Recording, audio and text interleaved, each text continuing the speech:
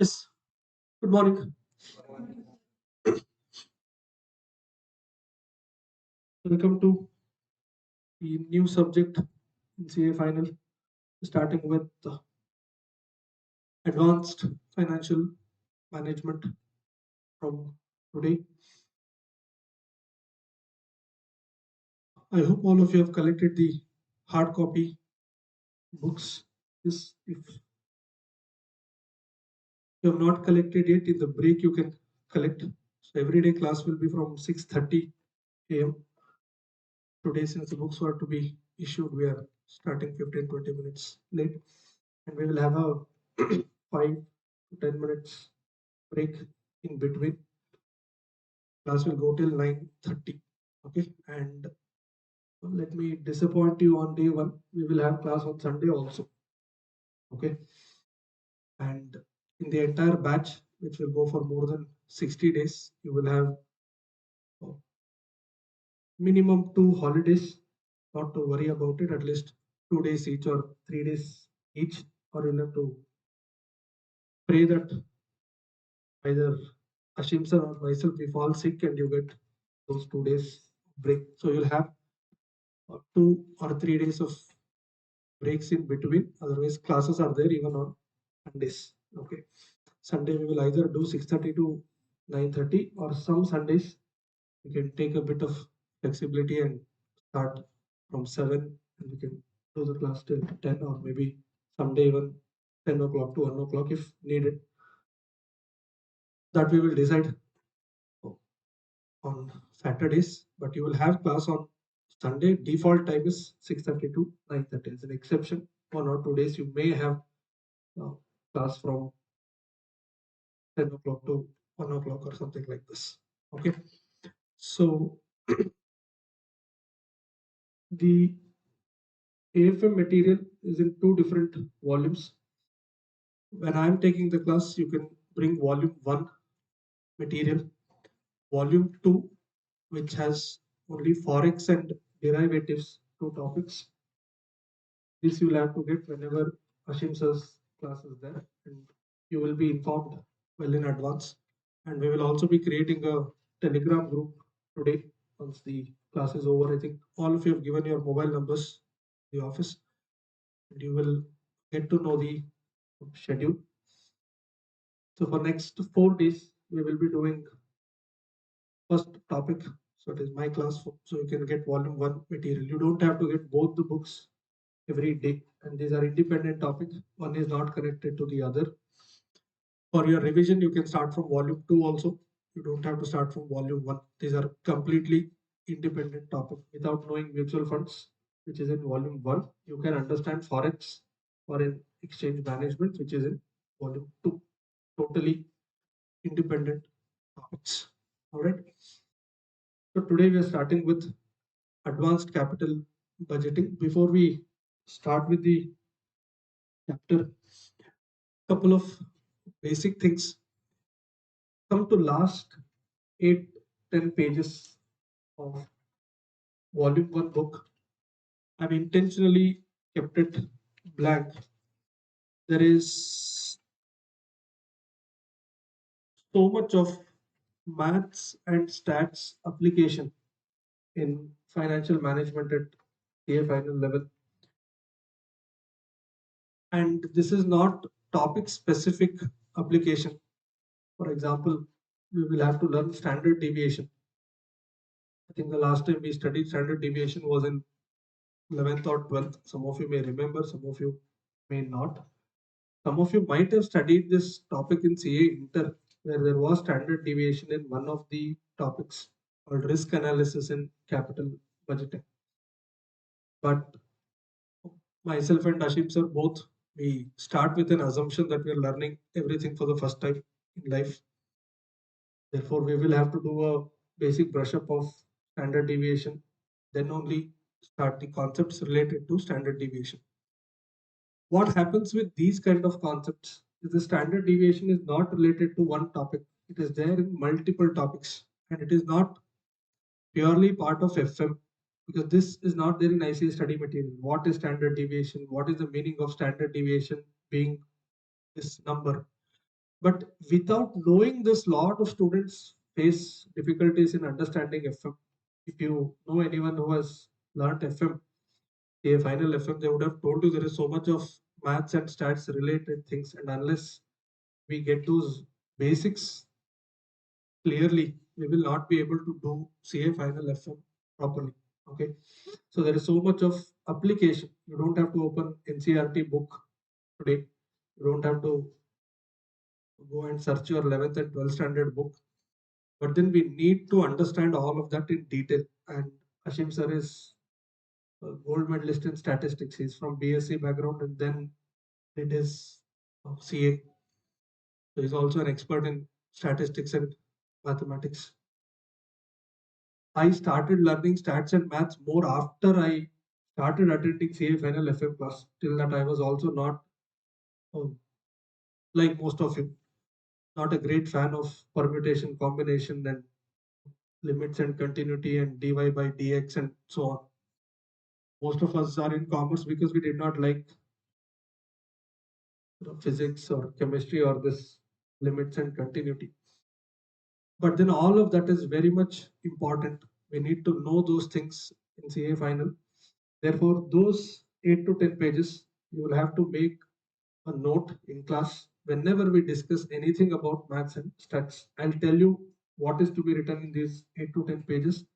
Whenever you start your AFM revision, first complete those 8 to 10 pages of maths and stats revision, and then only start chapter number 1, because there is a concept called standard deviation, which is there in chapter 1, Advanced Capital Budgeting. This is necessary even in portfolio management. This is necessary even in value at risk.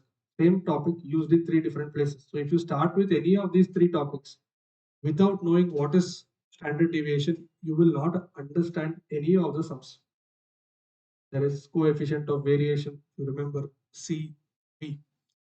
There is something called beta, which will come 100 times in the syllabus. And without understanding beta, which is a maths and stats part, without understanding beta, you will not be able to understand those topics. Therefore, whether it's me or if it is Ashim sir, whenever we are discussing anything about stats and maths, you should go to this segment and make a note of it.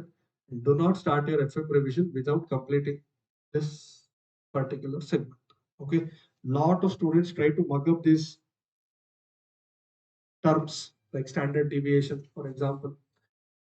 Without understanding standard deviation, if you mug up thinking it will come in some questions whenever SD is given, I will do this way, without knowing what is SD, why is it calculated, how is it calculated, what if SD is high, what if SD is low. If you don't get this clarity, then in exam they may ask you to calculate SD itself, and that day you will have the difficulty. And now that we also have multiple choice question, any of this can become 1 mark MCQ as well. Instead of normally we calculate coefficient of variation, which is standard deviation by x bar. Now coefficient of variation, you may mug up and go. If they give CV, I will use it here. What if they give CV and then ask you to find out SD? You do not know what is SD, what is the meaning of SD, what is the logic behind SD, you will not be able to handle this. So anything about maths and stats, don't try to mug up. There is probability theory, which may start today itself. If probability is 0, what is the meaning if probability is 1? What is the meaning if probability is anywhere between 0 and 1? What is the meaning? These 3 lines in your own words you can write. The reason why that is not printed is some students are good in this. Some students know this. Some students understand it very quickly. Some students are very good in picking up maths and stats concept. They may not need a printed notes, and you can write in your own words the way you want it. But one thing is clear, without learning this maths and stats fundamentals, you will not be able to score good in CA final financial management. Somehow in intermediate we escaped. The complex maths according to intermediate student is solving a simultaneous equation. X is equal to 100 plus 3y, y is equal to 40 plus 3x. But that is not even there in CA final syllabus. Therefore, there is a lot to learn in maths and stats related areas. And if you have interest in stock market and if you watch daily charts, moving average charts. Standard deviation is used there. So once you understand the practical application of standard deviation, your perspective towards reading Nifty chart will change, because now we are just reading the chart without knowing those uh, mathematical logics behind it. Therefore, do not neglect anything related to maths and stats, and don't try to mug up anything about maths and stats. Number one. Number two, how many of you still remember most of the concepts that you studied in CA inter financial management? If you remember, there was a topic called dividend decision. There was something called Walter model. Other than the name, there was something called Gordon model. It was Gordon's growth model. There was a topic called capital budgeting. It was a lengthy topic in CA inter, which had NPV method, PI method, IRR method, payback period method, and all of this. Now, in CA final, you may not have in ICA study material also the detailed explanation of what is NPV, what is PI. Question directly starts with NPV is equal to so much, and then adjustment ABCD. Therefore, there are also a lot of CA inter concepts that you will require throughout the syllabus, again not specific to a particular topic. So anything about CA intermediate and anything related to maths and stats, please use those last 8 to 10 pages. Today itself we may have to start, because our first topic itself is advanced capital budgeting, and we have already studied capital budgeting in CA intermediate, but then we may not remember even the formula of compounding and discounting. All the memory we have from capital budgeting is 1 divided by 1.1 to get discounting factor for year 1. But then that will not be sufficient. You have to cover basics and then only start the advanced learning. Okay, so those last 10 pages are for CA inter revision and for maths and stats related concepts. Okay, so please come to the index page. In volume 1, you have 11 topics, and in volume 2, you have 2 topics, which is forex and derivatives. That forex is divided into smaller subtopics, and derivative is also further divided into smaller subtopics. So basically, forex and derivatives will be in smaller book, the second book. Rest everything is there in volume 1. Here, the new syllabus of financial management, strategic management became strategic financial management, has now become advanced financial management. Couple of important changes that they have made, and I want you to make a note of that in the first page itself below index. Major change number 1 is bringing this new topic in CA final, chapter number 1. So just make a note. Changes made in new syllabus.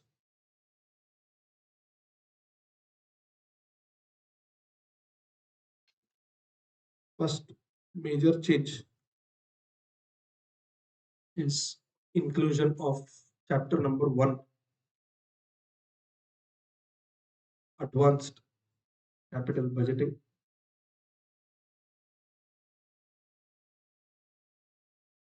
Second, just understand what I'm saying, and then you can note down. This topic, startup finance, was there even in the previous syllabus, but then the topic was a 10 to 15 minutes discussion type in class, because it was pure theory. And then this SFM syllabus is a very old syllabus. They did not make changes in last almost 8 to 10 years.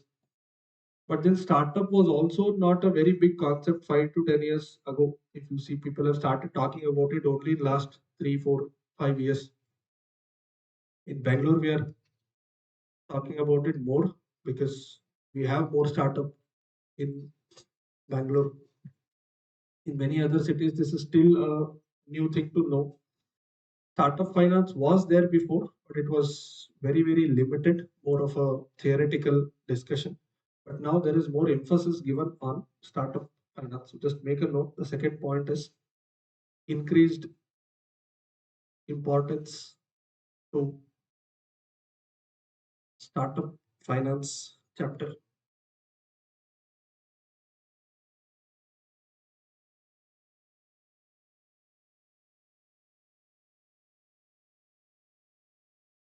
I'll just give you a small example. Is there anyone in class who is doing valuation related assignments in office? No. Okay. So basically, lot of chartered accountants today, especially in Bangalore, from last 5 years, 4 or 5 years, are getting new varieties of requirements from their clients. The requirement is there is a startup and they want to know the value of that startup, basically valuation of business. This valuation of business was this topic was there earlier also, chapter number 4 you can see. But then to find out value of an existing business is much easier because you already have a balance sheet. If not anything, you can find out book value of that business. Total assets minus external liability is the book value of the business. Or else you can even find out the market value of that business, find out the market value of all the assets minus external liabilities. Or since there are competitors to that business, there is another method called replacement value method. If this business is closed today and someone has to do a similar business, how much of effort that they'll have to put. For all the three methods, book value, market value, and replaceable value method, there should be something else. There should be book value, that is, there should be a balance sheet or P&L. Number two, there should be market value. Number three, there should be a competitor, one of the three. But in case of startup, you do not have any of this. You don't have a balance sheet because it is just a newborn baby. Number two, since you don't have book value itself, there is no question of calculating market value. Number three, their balance sheet is also not going to make sense to you once you prepare because these are not companies which will have huge amount in assets. They don't purchase most of the fixed assets. All of that they have is everything on rentals. If you're doing any audit of a newly born company, especially in software and this industry, they won't purchase fixed assets. They won't carry huge amount of cash. That means your balance sheet is very small. You don't, unlike a factory where you have land, building, plant, machine, and so much to value. There is nothing in startup. You don't have a balance sheet. Even if you have a balance sheet, it is meaningless because in a startup, idea is your biggest asset, and that can't be put it in rupee value.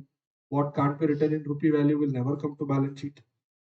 Number three, there is no goodwill also because nobody knows about your company.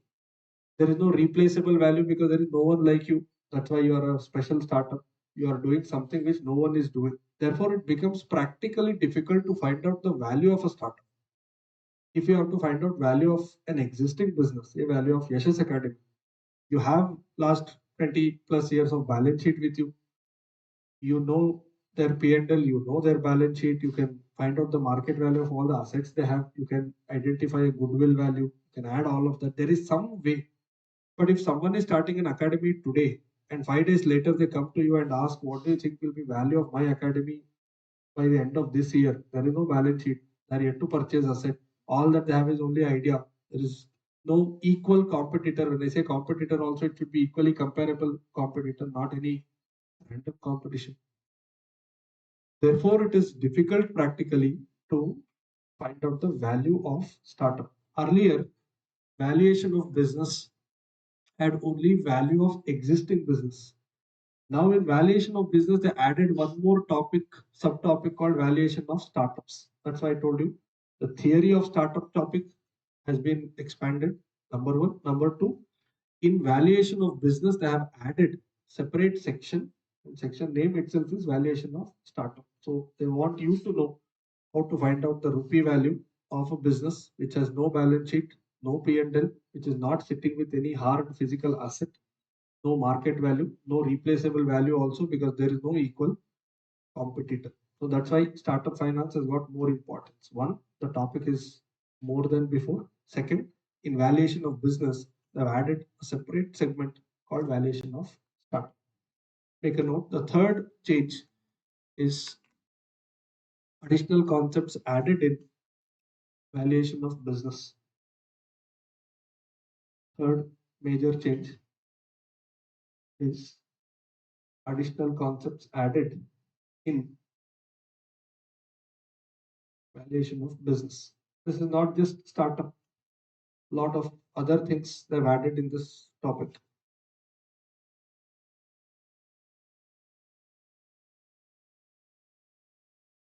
We never had in SFM syllabus, we never had this discussion how to value a CA office, how to value a lawyer's office, an architect's office. So it was valuation of business only. Now, the point that you had written, that you wrote just now, is value of even professionals, which was not there in the SFM syllabus. Therefore, if you want to find out the value of your own office where you're doing your articleship, there should be a way, because most of the professionals also again have the same problem. Their balance sheet is not big. They don't have too many fixed assets, and you can run a CA office today with zero fixed asset. You get everything on rentals, from furniture to computer to laptop to everything. That means if a CA office is running without a fixed asset and all that they have is some receivables and cash and bank, that is not their total assets. There is a lot more. The expertise, the knowledge, the brand value, etc., which we never had in earlier SFM syllabus. So you will even learn how to do the valuation of CA office. They did not mention CA office specifically. Their heading is valuation of professionals. That means they want you to find out value of a clinic, value of a CA office, value of an advocate, value of an architect. And common thing in all of this is, number one, they are into service industry. Number two, service industry has higher risk compared to trading and manufacturing because the fixed cost in service industry is slightly higher. If you see in your office, CA office, there is hardly any variable cost. One extra client today will not increase your cost for the month, right? Because majority, other than printout that you take for that particular client's audit report, majority of the expenses in a CA office is fixed in nature. One extra client won't increase the cost, or one less client will not reduce your cost also. Right? Suppose one more IT filing is to be done. Altogether new client today at 9:30. How much will you spend as a CA in your office? As of now, think about it. How much is the extra cost to your boss if a new IT return has to be filed? Say we are charging 2,000 rupees. What is the cost? 2,000 minus what? Almost nothing. The salary is same, the rent is same, internet, electricity bill is all same.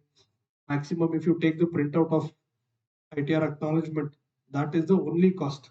Right? And if that is also not done, 2,000 rupee revenue, 2,000 is the margin. Right?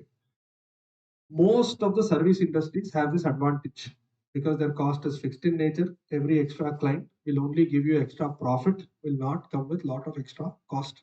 This is same even for lawyer, same even for a clinic, same even for an architect. The cost per additional unit is very, very less, which in costing we call it as variable cost. That means the reward is also extremely high. So there's no extra cost for every extra unit. And at the same time, the risk is very high. Simple. If those 5 clients go from your office, then your cost won't come down. Imagine all your clients are gone. Then also your costs won't come down because most of these expenses are fixed in nature. So both way, from reward side and risk side, the numbers are very, very high. Therefore, considering that risk, considering that their balance sheet is meaningless, considering that knowledge, brand value, expertise is the asset that is required for a professional firm and not plant, machinery, land, building, furniture, computer. You need to have a different mechanism to do the valuation of professionals. Earlier, we had only valuation of business. The topic is now valuation of business and valuation of professions. Here itself, they've added one more valuation of even startup finance. So these are the 3 major changes in terms of syllabus. From examination point of view, you're all aware, you've already watched enough number of videos on this. I won't be wasting time. 30 marks is MCQ and balance is descriptive. There are enough number of topics in FM which can be asked in MCQ. Some topics are meant to be MCQ. For example, this topic, chapter number 7, risk management or value at risk. This was never asked for a 10 marks. Maximum they would combine this with another question and make it a 5 marks question. So even to give 5 marks, they had to combine with something else and then create a question. Therefore, this topic will fully go now to MCQ pattern. There are a lot of topics like this. You'll realize even portfolio management is one good chapter which can be asked in MCQ more than descriptive. As you start learning, you yourself will get to know which can go to MCQ and which can go to descriptive segment. The same descriptive question which used to come earlier for 5 marks can be now asked in MCQ format, something like this. Consider below data and answer question number 1 to 5. So they give a problem and then create 5 MCQs, which is basically your working note 1, 2, 3, 4, 5 in a descriptive format can now become question number 1, 2, 3, 4, 5. So it is not that a lengthy question will never come in MCQ. Don't also be under that assumption. Because this chapter, the very first topic, advanced capital budgeting, all questions are lengthy questions. All questions are descriptive type, but that can always be converted into an MCQ. They said 30 marks MCQ. So there can be even 2 marks MCQ. They're yet to come with a model or sample paper. So if they want to give you 2 mark MCQ, then that question won't be a one line read and tick type. You may have to do some steps and then only answer. Therefore, it can be 2 marks MCQ or it can be one big question with 5 MCQs. So there is no specific topic which is only for descriptive. A descriptive concept can also be converted into a multiple choice questions. But some topics I will dictate as and when we go there are exclusively meant for multiple choice question pattern. Yeah. Coming to the theory part of FM, if you have seen financial management question paper, normally this is the pattern so far. I'm talking about the SFM syllabus. Leave the compulsory question aside. I'll come to that later. From question number 2 onwards, they ask 8 marks practical, 8 marks practical, and a 4 marks theory. Question number 2A, 2B, 2C, 8, 8, 4. Question number 3A, B, C. That C is again a 4 marks theory. So they used to spread theory throughout the paper. 2C, 3C, 4C, 5C, everywhere it's a 4 marks theory question. Unlike in inter where all theory used to be in one place and students used to take a chance of not reading theory. You see November 23 latest question paper. Every question, last sub question is a 4 marks theory. But now, if you count that way, then 4 into 5, there is at least 16 marks to maximum 20 marks of theory in the SFM question paper. But now that 30 marks is taken away by MCQ, I am not expecting 20 out of 70 to be pure theory. Then they'll be left with very less segment for practical questions with so much of syllabus. Therefore, theory weightage may go down to some extent. 20 may now become 10 or 12. They may ask 4 marks, 3 questions. And then they will still keep some theory MCQs as well. Instead of asking, I'll just give you one small example.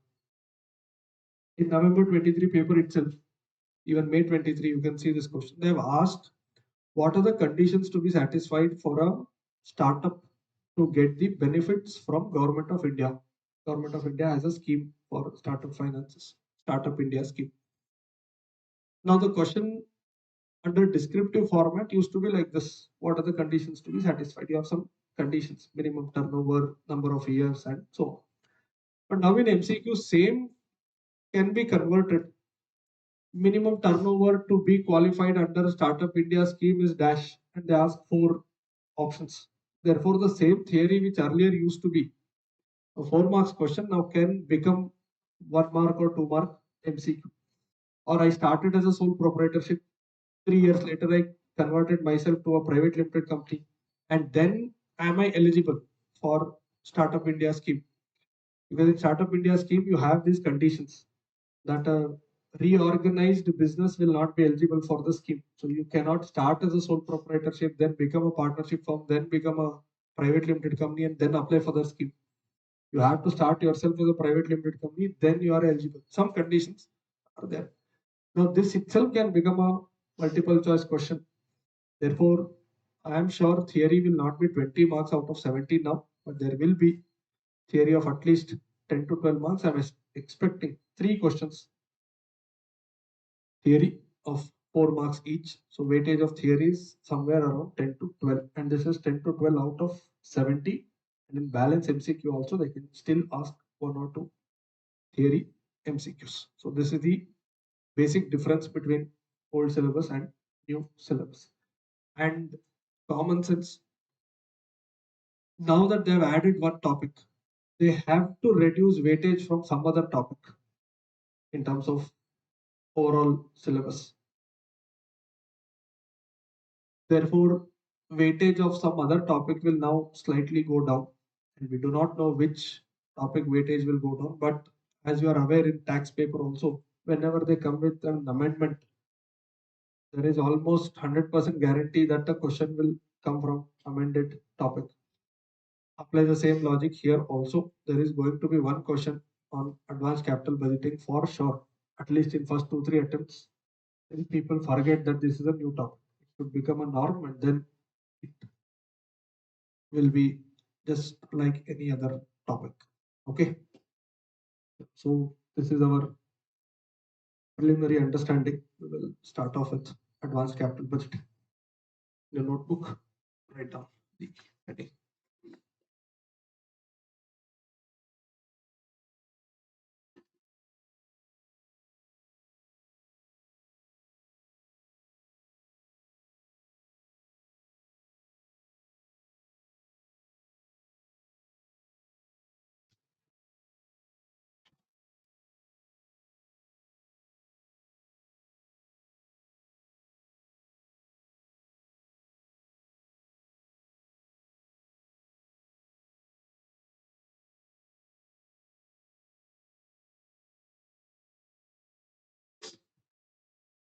Yes, some of the basic concepts, and I want you to make a note of this. Capital budgeting basics. As you remember, first allow me to discuss, and then I'll keep the slide and you can copy. Capital budgeting is basically about your investment decision. Topic name in CA intermediate was also capital budgeting or investment decision. Any investment, you have two basic things to compare. One, cash outflow, the money that you invest. Second is the cash inflow, the money that you get back. But the basic problem is there is a timing difference. Cash outflow may happen today, but cash inflow will not happen today in a business. Cash outflow happens today, say year zero. Year zero means beginning of year one. Whenever I say year one, I'm referring to end of year one. If I say year three, I'm talking about end of year three. If it is beginning of year three, I won't say year three, I call it year two, because end of year two is equal to beginning of year three. Don't get confused in this. Whenever I say year X, it is end of that particular year. So cash outflow happens in year zero. Today I invest and I get back money in future. That is year 1, 2, 3, 4, 5. Assume my plan is to run the business for 5 years. At the end of fifth year, I can sell all my assets and close the business. That means there is some terminal value. Terminal value is the amount that you get at the end of the project or end of the life of the asset. If it is fixed asset, you call it a scrap value. If it is business, then I may sell off my business itself. Therefore, together we call it as terminal value. Therefore, now what is happening? Year zero, cash outflow. Year 1, 2, 3, 4, 5, there is cash inflow. And in year 5, there is a terminal value. The problem is, I cannot compare all these numbers as it is because money is going out today, and when money goes out today, 1 rupee that is going out is equal to 1 rupee. But the money that you will be earning is after 1 year, after 2 years, after 5 years. And that 1 rupee will not be equal to 1 rupee, because in an inflationary economy, money loses its power over a period of time. We call it as time value of money. 1 rupee received at the end of year one is less powerful than the same 1 rupee that you receive today. Therefore, we need to adjust the time value factor. Therefore, we don't do cash outflow versus cash inflow. We do discounted cash inflow versus discounted cash outflow. Now, cash outflow also may not happen in year zero itself. It may be year zero, and then there may be some additional cash outflow in year one, year two, year three. It is not that I'll put money today and then I'll never reinvest. I may have to do some expansion. I may have 5 machines now. 2 years later, I may want to buy 2 more machines. That means even outflow may happen in future. Or what if today I'm not doing any outflow? Think a scenario like this. I wanted a machinery which is worth 500 lakhs. I'm not putting my money, I'm taking full bank debt. Entire 500 lakh is funded by bank. That means there is no cash outflow from my pocket in year zero. 500 lakh will come from bank, same will be given, and machine is purchased. But that loan has to be repaid. That loan is repaid over 5 equal annual installments. Assume that means year one 100 lakh, year two 100 lakh, year three, year four, year five. That means it is not always that outflow is in year zero, inflow is in year 1, 2, 3, 4, 5. Outflow may also happen in year 1, 2, 3, 4, 5. If I'm earning 1 rupee after 5 years, that is less powerful than 1 rupee. That means if I'm spending 1 rupee after 5 years, also it is less powerful than 1 rupee. 1 rupee today is more powerful. Simple. 1 rupee in future is definitely less powerful, whether it is cash outflow or cash inflow. To understand this better, go back 10 years and come to today. 1 rupee 10 years ago was definitely more powerful than the same 1 rupee today. Literally, today you're not getting anything for 50 paisa. Everything is minimum 1 rupee. And this will happen to 1 rupee, 5 rupee also. 10 years or 15 years from today, you may not be able to buy anything for 1 rupee. Now, all that you can buy in 1 rupee is what? Chocolate, nothing else. Right? This may also go. This will become 2 rupee maybe in 10 years. That means value of rupee on a given day is always more powerful than its value in future. Now, future can be 1 year later or even 25 years later. But since we are learning capital budgeting from long-term investment perspective, we always talk about year zero, year one, year two, year three. We don't count month one, month two, month three. There is reduction in value of money on daily basis, but we don't record it on daily basis. We record it only once in a year. Therefore, money losing its value is considered to be on annual basis. I repeat, don't get incorrect understanding. Money loses its value on daily basis, but we don't record the money losing its value on daily basis. Just like depreciation entry, asset is losing its value on every day, but you don't pass depreciation on day one, day two, day three. For the entire year, you pass one single journal entry at the end of the year. That doesn't mean 364 days it had same value. On that day, it lost all its value. Nothing happens on 31st March. 31st March is a cumulative effect of 2nd April, 3rd April, 5th April, and so on. So just like depreciation, asset, even cash is an asset loses its value on daily basis, but it is recorded only once in a year. That means investment decision is comparison of two things. One, discounted cash inflow versus discounted cash outflow. The difference between the two is called as net present value. If your outflow is minus 100, inflow is plus 112, then the difference between the two, positive 12, is called net present value, because when I use the word net, the plus and minus is already taken care of. Just make a note of the 4 bullet points.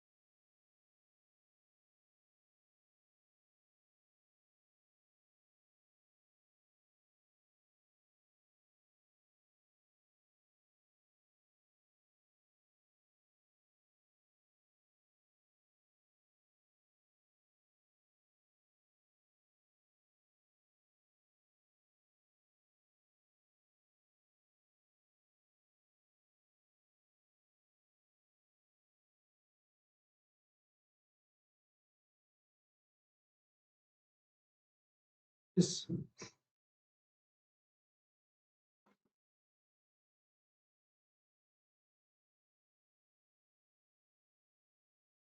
To convert cash flows to discounted cash flows, as we discussed in future, the value of 1 rupee will be less than 1 rupee. To find out the correct value of 1 rupee in future, we need to convert this cash flows. This is book cash flows to discounted cash flows. Now for discounting, we use a factor called discounting factor, which is also called as present value index factor. If you can recall, this was the reverse of compounding. In compounding, today you invest and in future you get more money. In discounting, it is reverse. In future, you're going to earn something and you want to find out its present value. You remember the formula for future value?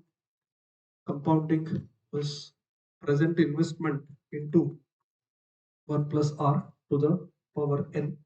N is number of periods of compounding. We go by number of years, the basic understanding. Many students think n is number of years. It's not always number of years, it is number of periods of compounding.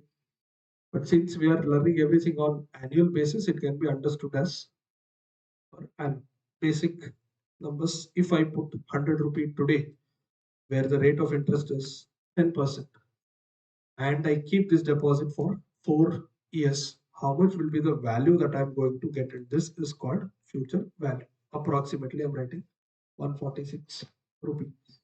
It will not be 140 rupee because though it is 10%, you won't be earning just 100, 4 times. That happens in a simple interest concept where your interest remains same on annual basis. In compounding, what happens? The second year interest is not earned on the original principal. Second year interest is earned on the original principal plus first year interest. Only first year you will earn 10% on 100. Second year you will earn 10% on 110. Third year it is 10% on 110 plus one more interest, which is say 121. For this, we should have an assumption also that we don't go and withdraw that interest at the end of the year.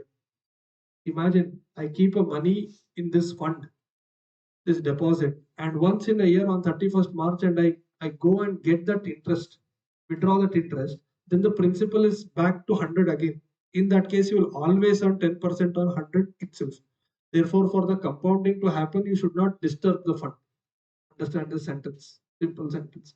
If you want to get the extra benefit, now what do I mean by extra benefit? If it was simple interest, you would have got 140, 100 plus 10 rupee, 4 years. But in compound interest, only first year it is 100. After that, it is more than 100. It will be 10.1 at least. Bare minimum 10.1. It can be more than that. For this extra interest that you want, in addition to 10, the fundamental assumption is you don't go and withdraw. That means you should not disturb the fund if you want to enjoy the benefit of compounding. Therefore, 100 I put and I don't do anything for next 4 years. At the end of fourth year, when I go, my fund would have reached 146. That extra 6 I got only because of the compounding benefit. This will not happen, number one, in simple interest fund. Number two, if you go and withdraw the interest at the end of every year. That is why some banks won't even allow you to withdraw at the end of the year. They put this as a lock-in period. They say 4 years fund. Lock-in period is 3 years. If you want to withdraw at the end of third year, you come and withdraw. Then also you will lose the compounding benefit in fourth year. But at least second and third year, you will enjoy the compounding benefit. That's why most of these bank deposits have either lock-in period or a strict rule that you will not be allowed to withdraw money in between. Mutual funds also give you the compounding benefit even if you count say 11 or 12%. And if you put money through SIP, why people talk so much about SIPs? Because there is compounding benefit. You keep investing from age X and you may withdraw it after X plus 10. That means over a period of 10 years, because you did not withdraw and you kept adding money, small amount but on monthly basis, every second month you started earning little extra return. Say even if you count 100 rupee SIP on monthly basis, nowadays if you follow the mutual fund world, Some of the mutual funds are allowing even daily SIP, but minimum is 100 rupee. Daily also minimum is 100 rupee. That means on a daily basis, if they debit 100 from your account, you would have deposited 36,500 rupee per annum. Right? But if I say put 36,500 at the end of the year, arranging money may become a challenge to many. But if you say 100 rupee on daily basis, it is easy to convince people. Especially if you're a businessman, you will have that much of liquid cash on daily basis. And this is not even manual, that you don't have to log in and put an OTP and do. If that's the case, then we don't follow the discipline. It's all auto debited. You'll get a message that 100 is debited. What is the advantage? Why people talk so much about SIPs and mutual fund? This is the benefit. First month, when you put 100 rupees at 12% for easy understanding in a year, I have 12 months, I'll start with that. Even if your fund is growing at 12% per annum, for simple understanding, 1% per month, first month you'll only get 1% or 100. This is 101.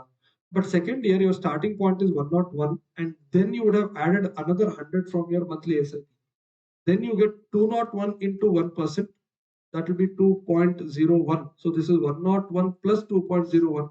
This will be 103.1. So your third month will start with this, and you will again add another 100, and on that you will earn 1%.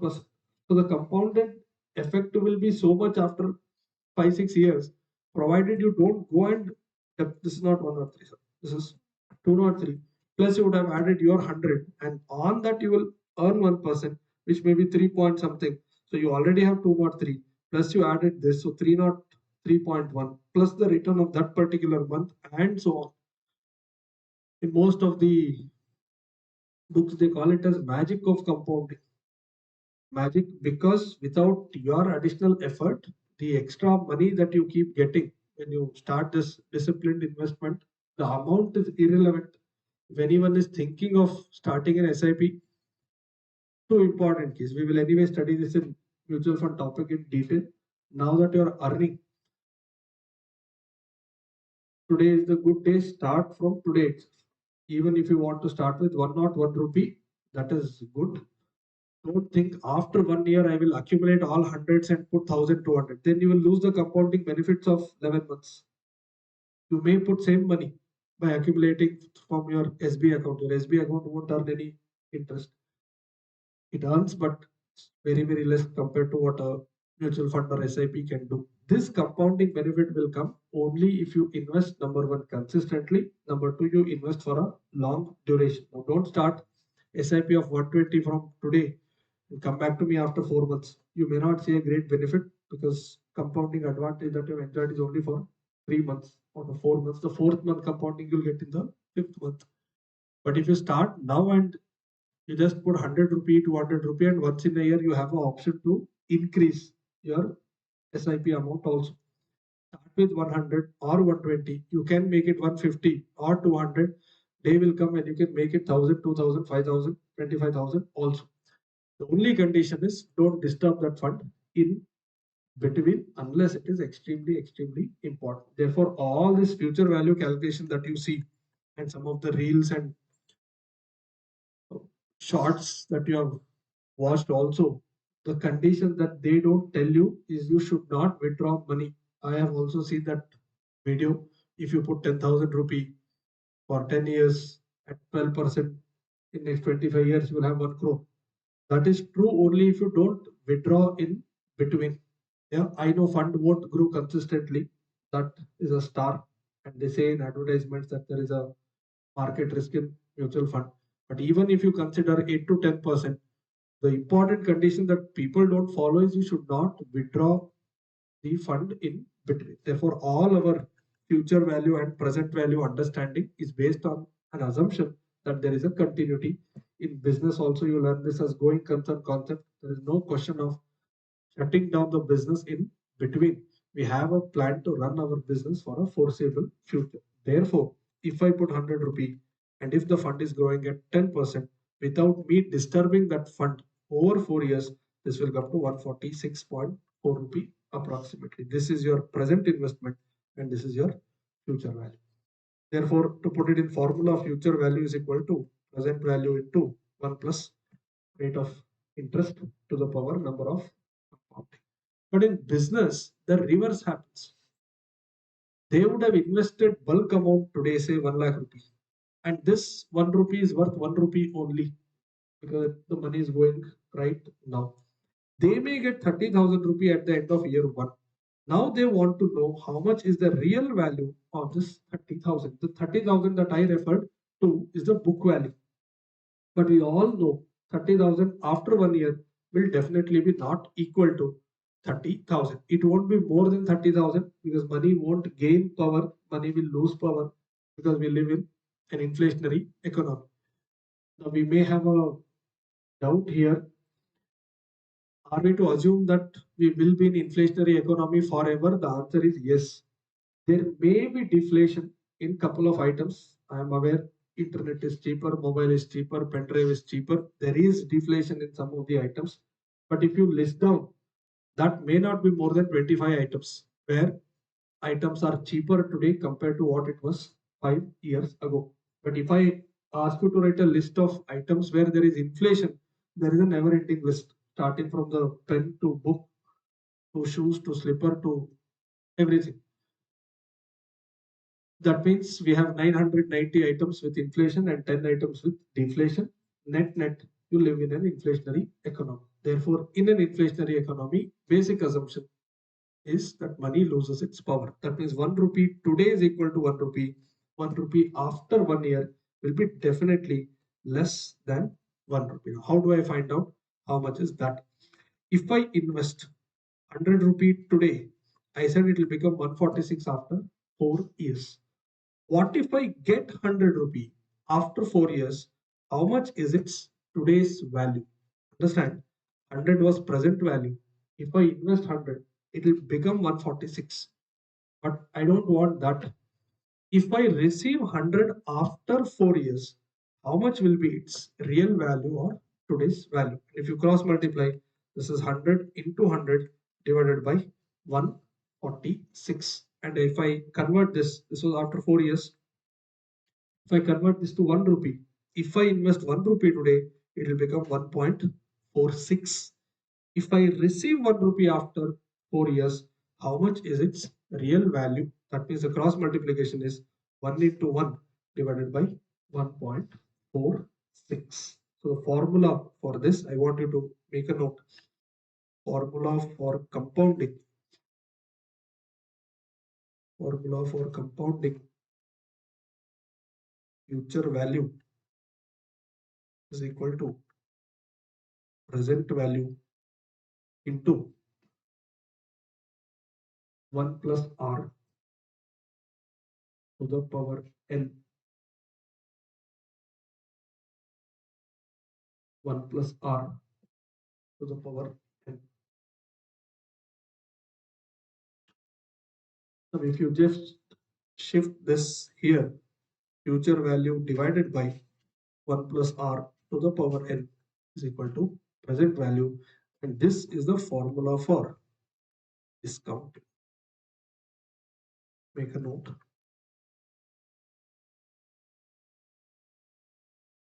Future value divided by 1 plus r to the power n is equal to present value. Do you have calculators with you?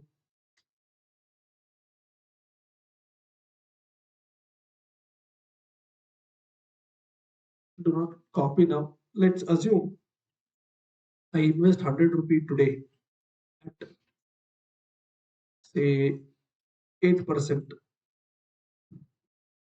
return. This will become 108 at the end of year one. Year one only I am counting. 100 plus 8% on 100 will become 108. Now my question is, what if I earn 100 at the end of year one? How much is its today's value? Understand, converting 100 to 108 is compounding. 108 will become 116 and so on. It is compounding. What I want to know is if I earn 100 after 1 year, how much is its real value? So in Calci, this will be what? 100 into 100 divided by 108 correct? Cross multiplication. What's the number? 90? 90? 92.59. If I convert this to 1 rupee, understand, if I invest 1 rupee today, it will become 1.08, not 1.8. 1.8 is 180 rupee. If I earn 1 rupee at the end of year 1, how much is its real value? So in that case, the cross multiplication is 1 into 1 divided by 1.08. You will get 0.925. That means the real value of 1 rupee received at the end of year 1 will be only 92 paise or 0.925. If you see this 1 into 1, I can simply write it as 1 divided by 1.08. This can be written as 1 plus rate, because 0.08 is nothing but 8%. That means your formula is 1 divided by 1 plus r. Since it is only at the end of year 1, to the power n is 1. That means it is 1 divided by 1 plus r to the power n. And this is what we did in Calci. 1 divided by 1 plus rate. If it is 10%, it will be 1 divided by 1 plus 0.1, which in Calci is 1 divided by 1.1. If they say 20%, it is 1 divided by 1 plus r, which is 1 plus 0.2. This concept may look very basic, very fundamental, but without knowing this, you won't be able to understand one full topic called equity share valuation. Because in equity share valuation, if I buy a share today, I have to buy it at today's market price. That is my cash outflow. And when will I get dividend? Today? No. If I buy share today, I will get the dividend at the end of year 1. And imagine I'm planning to sell that share at the end of year 1 itself. Therefore, what is happening in investors' mind? Cash outflow. Today I have to purchase that share, and that share is in market running at 125. This is your year 0. And what is my plan? I'll keep this share for only 1 year. And at the end of 1 year, I'm expecting a dividend income of 9 rupees. Done. After that, I'm planning to sell the share immediately. Once I receive dividend, I don't want to be a shareholder here. And I'm planning to sell it at 137 rupees. Now, this is my estimated figures. Now, is it a good investment or a bad investment? What is the basic comparison? Year 0, cash outflow 125. Year 1, cash inflow. There are two cash inflows. You will earn 9 rupee dividend, and immediately after receiving dividend, you will sell. That means 9 plus 137. You're going to get 146. But I should never do this and this and decide, because this money is going out right now. Right now, 125 rupee is worth 125 rupee. 1 rupee is equal to 1 rupee. But this 146 is not coming to me right now. This will come after 1 year. 1 year later, 1 rupee may be worth only 90 paise, say 0.909. Then when I multiply 146 into 0.909, the number that I get is present value of future cash inflow. Then if this number is still a positive number, that means the share is a good share to buy. If not, it's a bad share. We should avoid purchasing such shares. Which means entire equity share valuation, you need compounding and discounting, because in equity share also you invest today,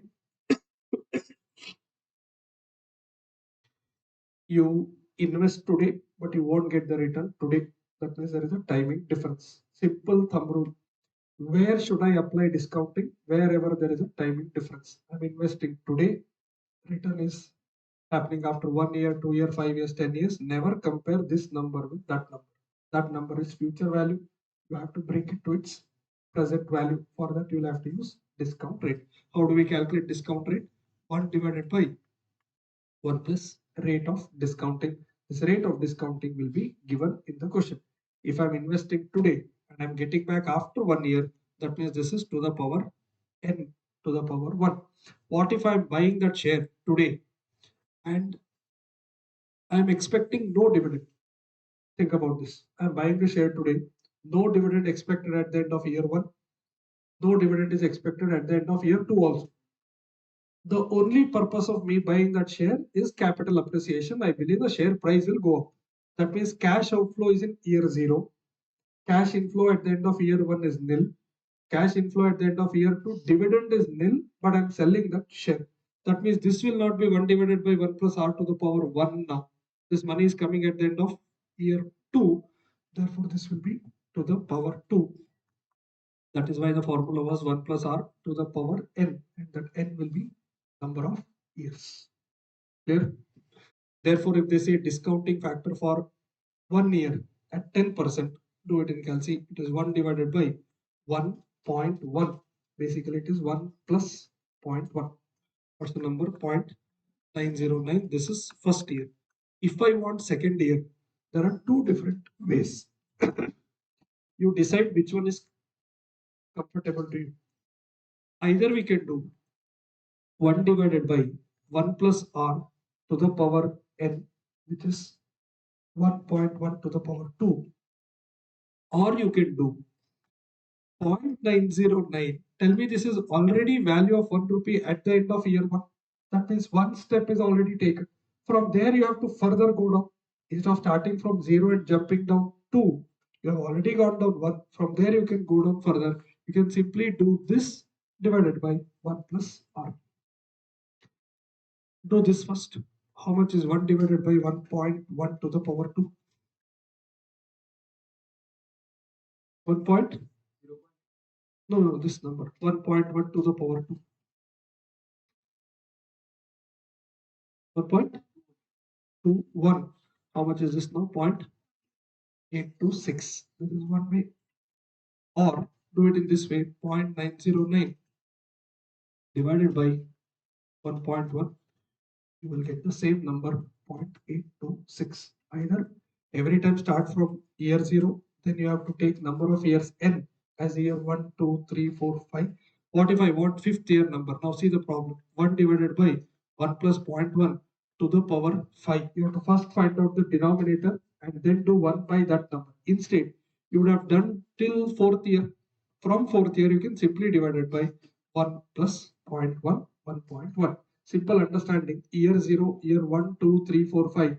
When you're already in year 4 and you want the value for year 5, instead of jumping back to year 0 and then going down 5 levels, you're already at 4th level. You just go down by one more level. You just have to do 1 plus r once again. Clear? Therefore, fifth year, just find out the number. 1 divided by 1.1. This is 0.909 first year. Again divide by 1.1.826. Third year, 0.751.682 and 0.620 or 621. Now simple understanding.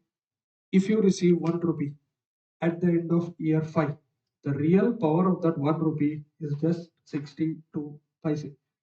This is something very important in all leasing decisions. Most of the leasing, especially houses in Bangalore, have this. You pay 10 lakh rupee and will arrange a lease agreement. 10 years you don't pay any rent. 10th year, I will give you full 10 lakh back. Now the general understanding of many people is I put 10 lakh and I get back 10 lakh. In a way, I'm staying in this house without any rent. But the real problem is today's 10 lakh is 10 lakh. The 10 lakh that you get back after 10 years, now 5 years itself, 10 lakh is down to 6 lakh 20,000. If you go down 5 more years, you will reach 34 paise. 0.34 is the factor for 10th year. That means if you stay there for 10 years, your 10 lakh today will come back to you as only 3 lakh 40,000. The difference of 6 lakh 60,000 is the rent that you are paying over a period of 10 years. Divide by 10 years, you are paying almost 60,000 rent every year. Divided by 12 months, you are actually paying 5,000 rupee monthly rentals. So in leasing, whenever they say you put money today, you don't have to do any recurring expenses and you get back full amount. The amount today versus amount after 10 years should never be compared as book value versus book value, because that is not the reality. 10 lakh after 10 years is worth only 3 lakh 40,000. So if someone says, I'll give you 100 rupee today, you return same 100 after 5 years, grab that money. Because they have not understood basic discounting, and you also never give that money. Someone is asking you 100 rupee and to be returned after 3, 5, 10 years. That is why you charge interest, because you want that compensation to happen. This example is only for business purpose, not for personal lending that you do with your friends, because in friends there is only year 0 outflow, there is no year 5 inflow. Therefore, the whole capital budgeting works with an assumption that there is both out and in of cash. There is only out, there is no capital budgeting. So these are the basics. The formula is future value. Don't have to write again. Future value is equal to P into 1 plus R to the power n. If I do future value by 1 plus R to the power n is equal to P. Therefore, if they say you're going to earn dividend at the end of 4th year, never count that number as it is. This is one concept that will be repeatedly used in the syllabus. Yeah. Next.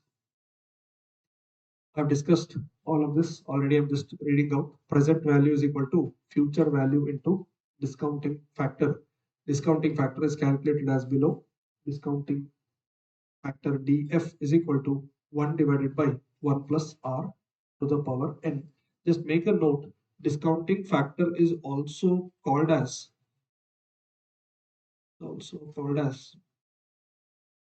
present value index factor, PVIF. Present value index factor.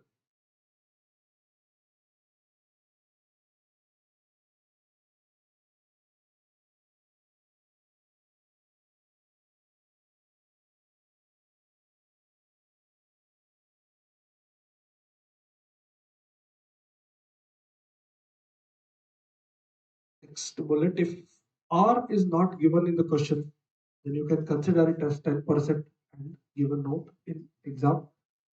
The rate at which money loses its power should be given. If they don't give, you can take 10%.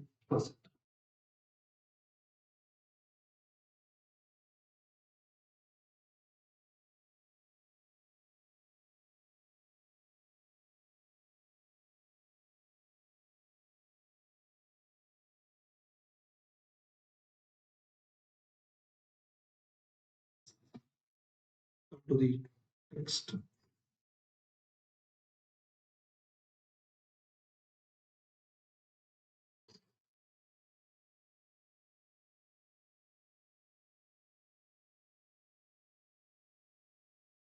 Capital budgeting is a process of estimating net benefit or loss arising from a long-term investment, mainly by business. Our syllabus has a couple of topics which is for personal financing also. For example, mutual fund, the pure personal financing topic. At the end of that chapter, you will know which mutual fund to select, how to select. If I invest so much in mutual fund, how much will I earn over a period of time? What are the risk factors and so on? That topic is purely a topic of personal finance. This topic is all about businesses. Therefore, you have P&L, balance sheet. Taxes can be assumed as 30% for all the businesses. Most of the cases they will mention. If they don't mention, you can count 30%. And this topic is all about business finance, not personal financing. Discounted cash flow technique is used in capital budgeting, which allows the decision maker to calculate net benefit or loss of a project after taking into account, underline, the time value of money. This is what I discussed in last 15 minutes. Over a period of time, money loses its value. That has to be considered while deciding an investment. Most commonly used technique in capital budgeting is net present value or NPV method, wherein present cash outflow is compared with present value of future cash inflow. That is, year 0, you have an outflow, and year 1, 2, 3, 4, up to n number of years, you have inflows. But you can't compare year 0 outflow with year 1, 2, 3, 4 inflows, because there is a timing difference. They said only present cash outflow, but remember, cash outflow need not be only today. It can happen in year 2, 3, 4, 5. Also, you may buy an additional equipment in the mid of the project.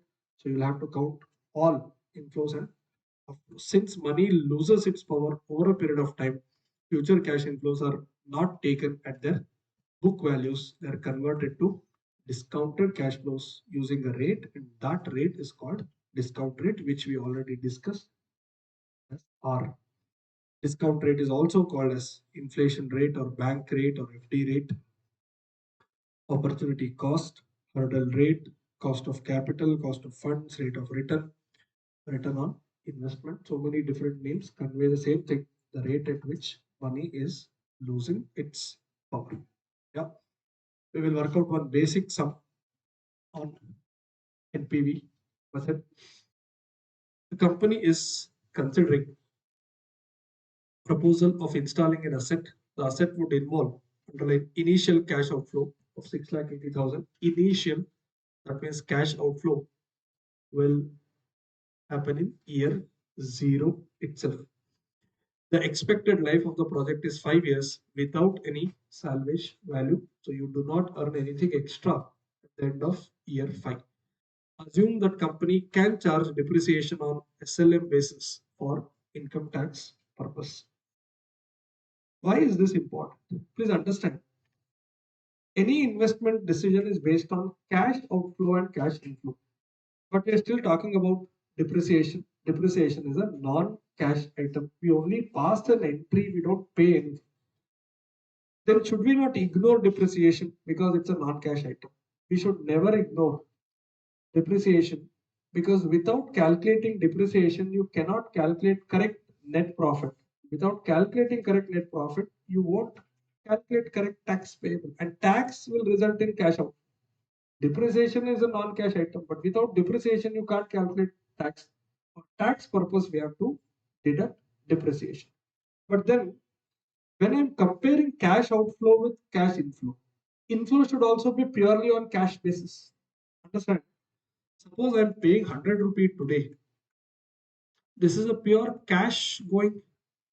And at the end of the year, if I'm earning 40, say next year 55, 5 years project, I'm taking 60, 75, and 85. When I'm comparing these numbers, and this is say profit before depreciation and taxes. Now I should never compare 40, 55, 60, 75 with 100 because these are profits and these are before taxes. Tax will result in cash outflow. Number one. Number two, there is a timing difference. These numbers are going to be earned in year 1, 2, 3, 4, 5, whereas this cash outflow is happening right now, year 0. So two things. This is profit. I should convert this to cash flow. Number one. Number two, these are happening in future periods. I need to convert those future numbers to present value. So what do I do? Profit before depreciation and tax. First, I take out depreciation. I know today there is cash outflow, and tomorrow also it should be cash only. Then also I'm deducting depreciation so that I reach PBT, profit before tax. Let's assume 10 rupee as depreciation anyway under SLM method. Therefore, all these numbers that I'm getting now are profit before tax. From this, I will pay tax. And remember, tax will result in cash outflow. Depreciation is non-cash, but tax is cash. When I pay taxes, I will get to know profit after tax. But this number I cannot take as it is because this number has come after deducting a non-cash item. Correct? When this is pure cash, even these numbers should be pure cash. This is after deducting depreciation. Why did I deduct depreciation? Because I wanted to calculate correct taxes. Now, have you calculated correct tax? Yes. That is taken as outflow? Yes. Therefore, now what I can do, I will add back depreciation. And what is the purpose of adding back depreciation? To nullify non-cash effect. And this we now call as cash flow after taxes. You remember this was there in CA Inter also CF80. This number is after deducting depreciation and paying taxes. We add back depreciation. 2 points. Again, I'm repeating. Why did we deduct depreciation though it is a non-cash item? Because we wanted to calculate correct tax. Tax will result in cash outflow. Then why did we add back depreciation? Because my final calculation should be cash versus cash. If I take PAT, that PAT has come after minusing a non-cash item.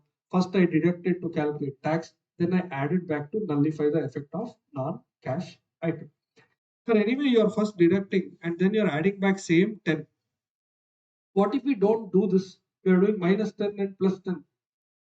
If you don't do that, then you'll end up paying more taxes. As of now, it is 40 minus 10, 30. On that 30% tax, you'll pay only 9 rupee. But if you don't minus this, 40 minus 0, you'll end up paying 30% on 40. You will end up paying what? 12 rupee taxes. This will be 28 and then you add nothing. You'll reach 28. But here you'll get more than that. 30 minus 9 is 21. 21 plus 10. You'll get 31 rupee. Why are you getting 3 rupee extra? 3 rupee extra because your tax came down by 3 rupee. Why did your tax come down? Because you considered depreciation. When law says, income tax law allows you to debit depreciation, why will you not take the benefit of depreciation? Anyway, you're not paying. It's simply an entry to reduce your taxes, take the benefit. Therefore, when you see in question estimated profit before depreciation and taxes, understand this can't be the starting point of your final answer. From this, you have to convert it to cash flows after tax, and then only you can compare that with your cash outflow. This is given for 5 years, 1, 2, 3, 4, 5, amount in thousands. Applicable tax rate is 30%. Money loses its value at 10%. Advise whether the asset should be purchased or started. Solution to question number 1.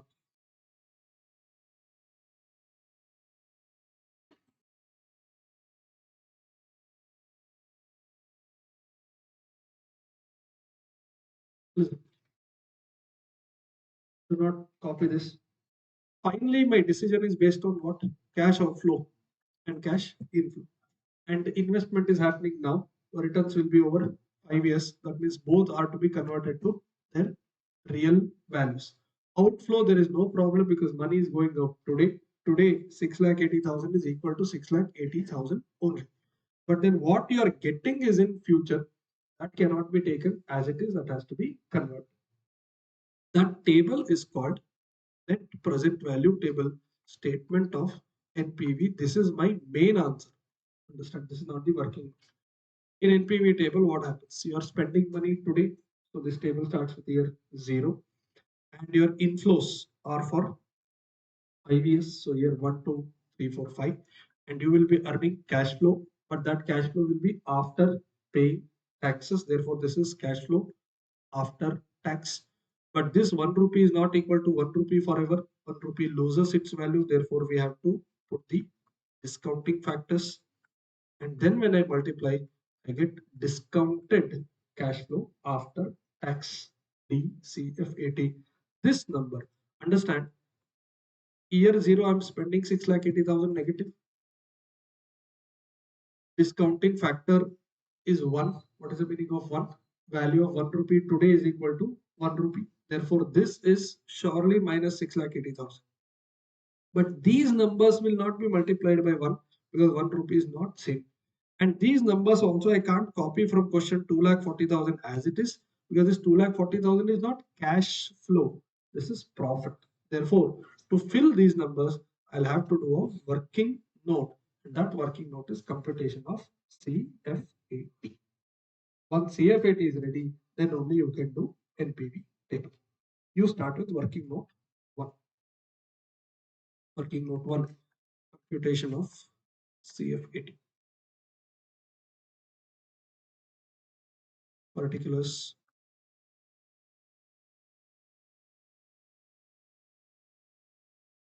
Five years investment. Therefore, this will also be for 5 years. This will not start with year 0 because you won't earn anything in year 0. You only invest in year 0.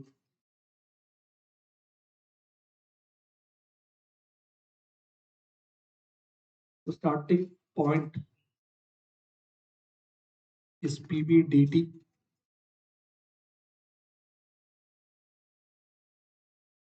All this can be in thousands. Represent thousands.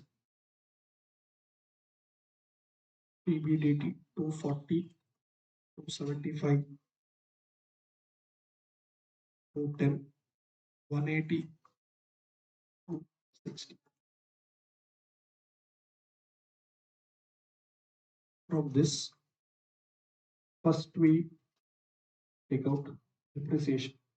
Depreciation amount is not mentioned in the question, but you have the method, correct? Straight line method. For straight line method, you need original cost. Original cost is 680. I'm writing in thousands. Is there any scrap value for the asset given in the question? No. You still remember SLM formula? Original cost minus scrap value divided by useful life. So 680 minus 0 to be written off over a period of 5 years. Have the number depreciation 136.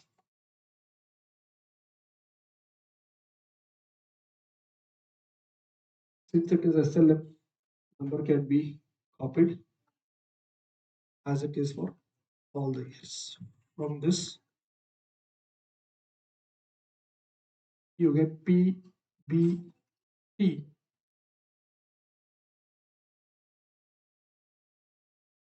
Just listen for a minute. From this, we take out tax, and that rate is given 30%. You then get P80, and then we add back depreciation amount. We reach effect. Till this you can do. I will wait. Once CF80 is ready, let me know.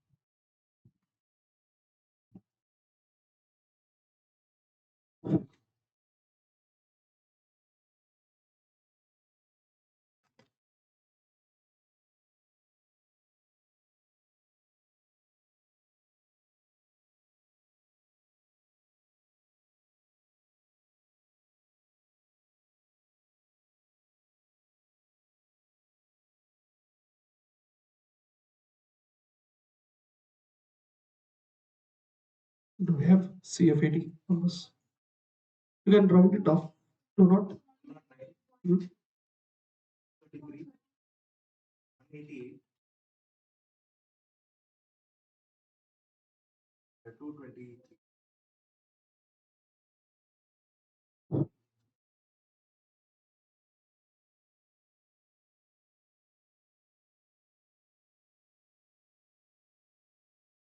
This may not match exactly. Not to worry. You write your number. Now this is the cash that we earn at the end of every year over a period of 5 years. With this, we can prepare net present value table. Start. Statement of net present value.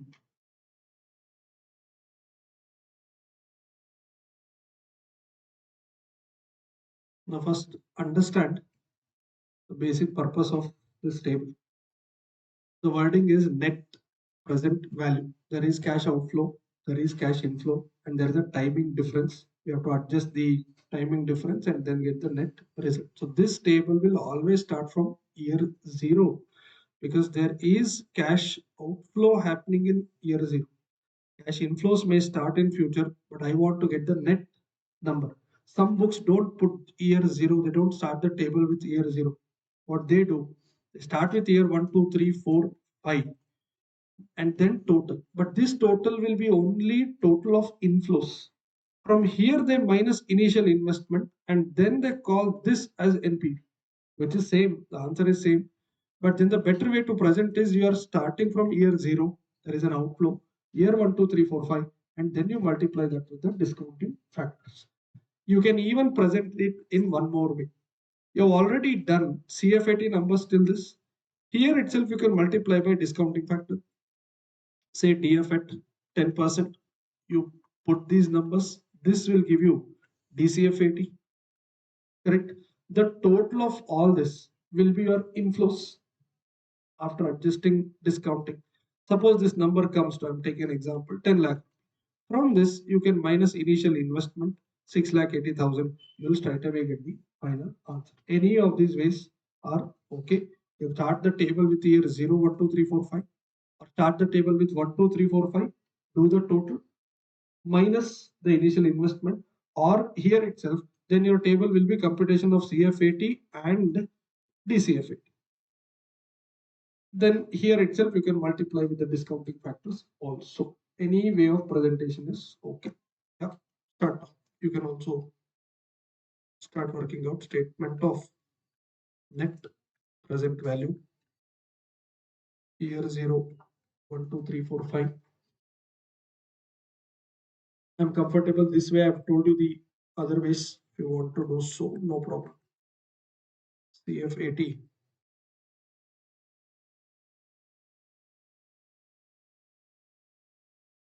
minus 6,80,000. I'm taking it as 680 or in thousands. Year 1 onwards, we have the numbers calculated just now. 209, 233, 188, 169, 223. These are approximate numbers. This will be multiplied by discounting factor because there is a time difference. Discounting rate is given as 10%.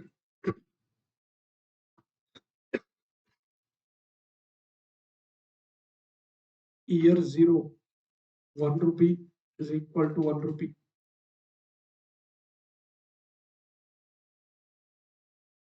That means this is minus 680 only. But what you're earning is in future, and 1 rupee at the end of year 1 will be 1 divided by 1 plus R, which is 1 divided by 1 plus 0.1. In calc, it is 1 divided by 1.1. 0.909. This, if you multiply by 209,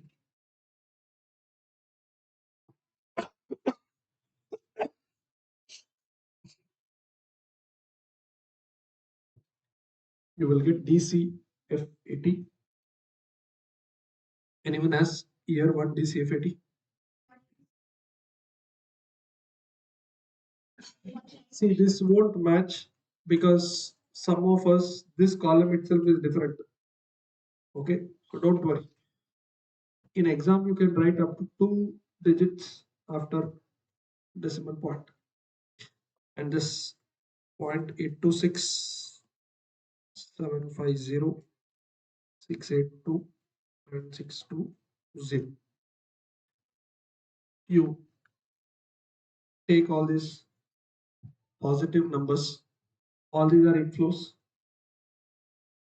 minus initial outflow will give you the net value.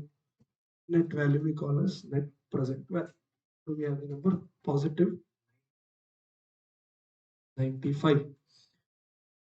Most of you would have got it in the range of 90 to 100 because of the discounting.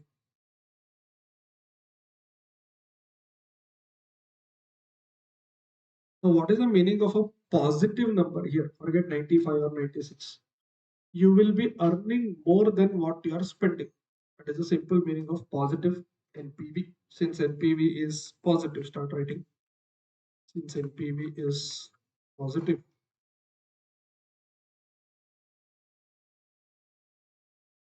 proposal should be accepted.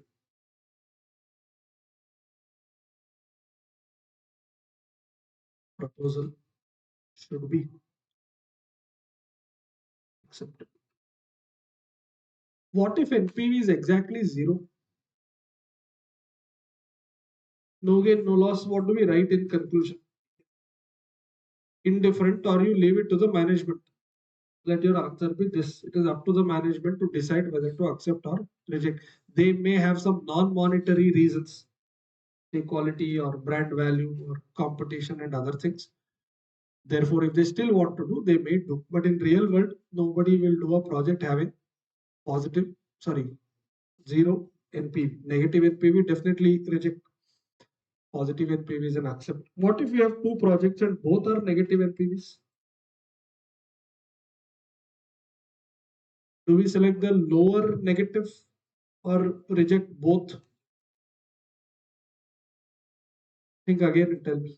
Two projects, both are negative NPVs. That means in both we will lose. Now, will I select which is better out of the two losses? So there is no logic in saying lower loss is better than higher loss. Don't do. If you don't do, NPV is zero. Zero is better than two negative numbers. In that, don't select which is lower. Correct? Therefore, if you get both negatives, then the answer should be reject both the projects. There may be cases where you have two projects and both are positive NPVs. And you may say do both or select the higher one. Correct? What if there are two projects, both having positive NPV, and that NPV is also same? Then what? Leave it to the management, the same answer. Then there are other methods to decide whether project A is better or B is better. See, NPV only talks about how much you earn. It doesn't consider how much is the risk in A versus risk in B. It may so happen that in project A, you will get 10,000 positive NPV and life of the project is 3 years. Start 3 years, 10,000 positive. Another same 10,000 positive, but you need 7 years. So both are same NPVs. I will still choose the one having 3 years, not 7 years, because here I'll get back money early at least. I won't get more, but I get early. That means it's not about how much you earn. It's also about whether it will compensate the risk that you take, whether proportionately you earn more, whether you get back the money early. Early money is always better. You can do one more project from 4th year to 7th year. And NPV has one big problem. Take two projects, A and B. Cash outflow 10,000, cash inflow, both are discounted, 10,900. Therefore, your NPV is positive 900. Good. Another project B has 1 lakh rupee investment and you're going to earn an inflow of 1 lakh 1,000 rupee. Now the NPV is positive 1,000. Simple numbers.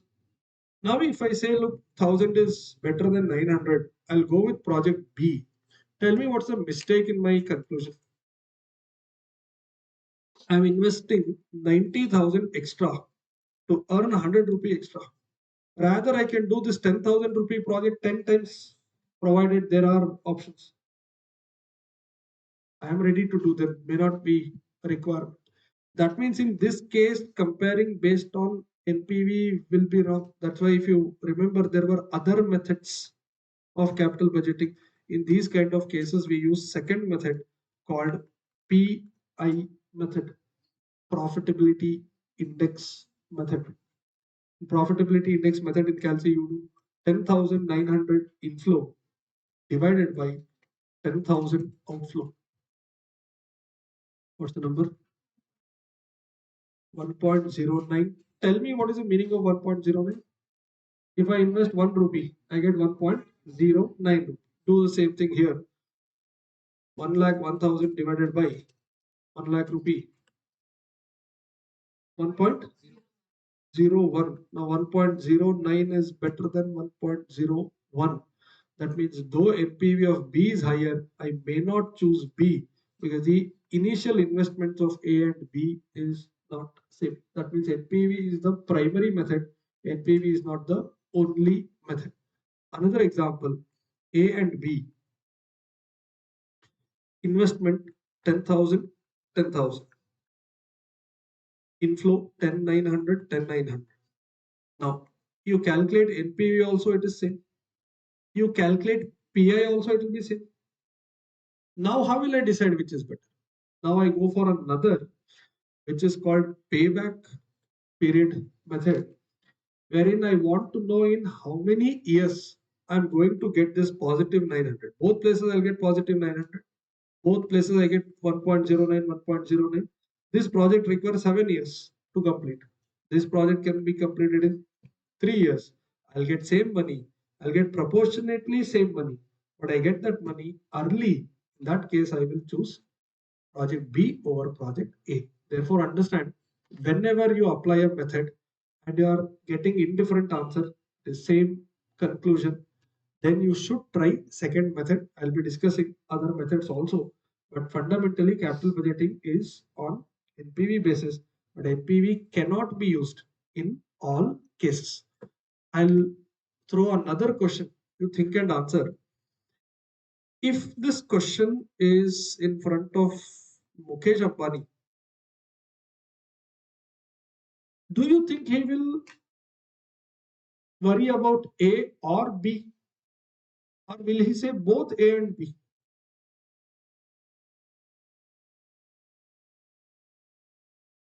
So I said Ambani first, so you know one thing, there is no shortage of money. Correct? So it's not what if he has only 20,000. It's Ambani. So there is no shortage of money. Tell me for him, will it really matter whether PI method is better, NPV is better, plus 900? If in your pocket you are sitting with, I don't even know the exact number, say 10,000 crores, you will do both, correct? Because both are giving you positive NPVs. Positive NPV is never a bad project. And you have already discounted. After discounting, you're getting positive. That means you have adjusted the time value of money. That means if I'm sitting with unlimited funds, then NPV is sufficient for me. I won't choose A versus B comes into picture when I have only X amount of money. I have to choose one amount to. What if I have unlimited money? For unlimited money, decision making is simple. NPV positive, do the project. If you give him 1 crore rupee investment, and here you are going to get 10,800 rupee NPV, he may do, provided he has no alternative use of that money. He will do as long as this is giving him positive NPV. But tell me, if you have limited money, then you cannot say I'll do both. To do both, you need unlimited money. That means where there is unlimited money, decision can still be taken on NPV basis. Do every project as long as it is giving me positive NPV. But if you have limited money, then each rupee that you invest is very important to you because you do not have sufficient or infinite amount of money. So you have finite amount of money. Every 1 rupee you want to know how much I'm going to get. That means in case of limited funding, PI is a better method. In case of unlimited funding, NPV is a better method. But if someone is in a hurry and want to know how quickly I'm going to get back my money, then neither NPV nor PI, you have to use another method called payback period. For the same sum, we will also work out PI and payback period. If you remember, there was one more method in the same topic in Inter called IRR method, internal rate of return method. All these are 4 different methods of capital budgeting. All 4 will give you different perspectives. NPV is the basic and fundamental method. Whenever question is silent, which method to use? Always the NPV method to be used. Okay, we'll take a quick break, 5 minutes, then we will continue.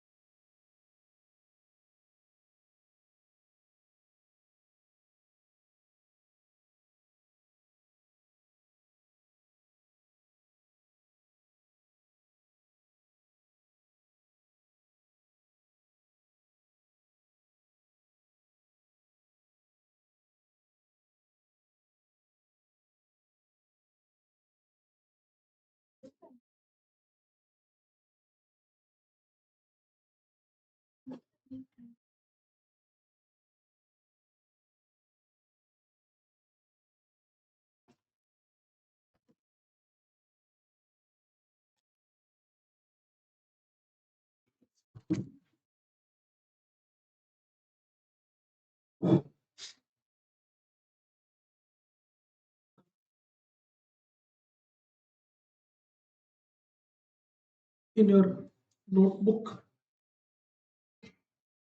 what over thing in the textbook itself, after this table, just add one more line. Calculate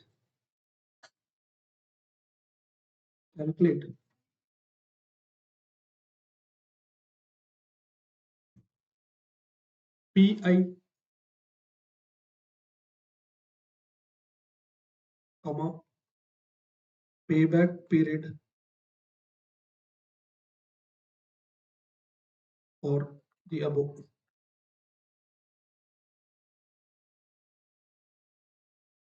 Calculate PI and payback period for the above.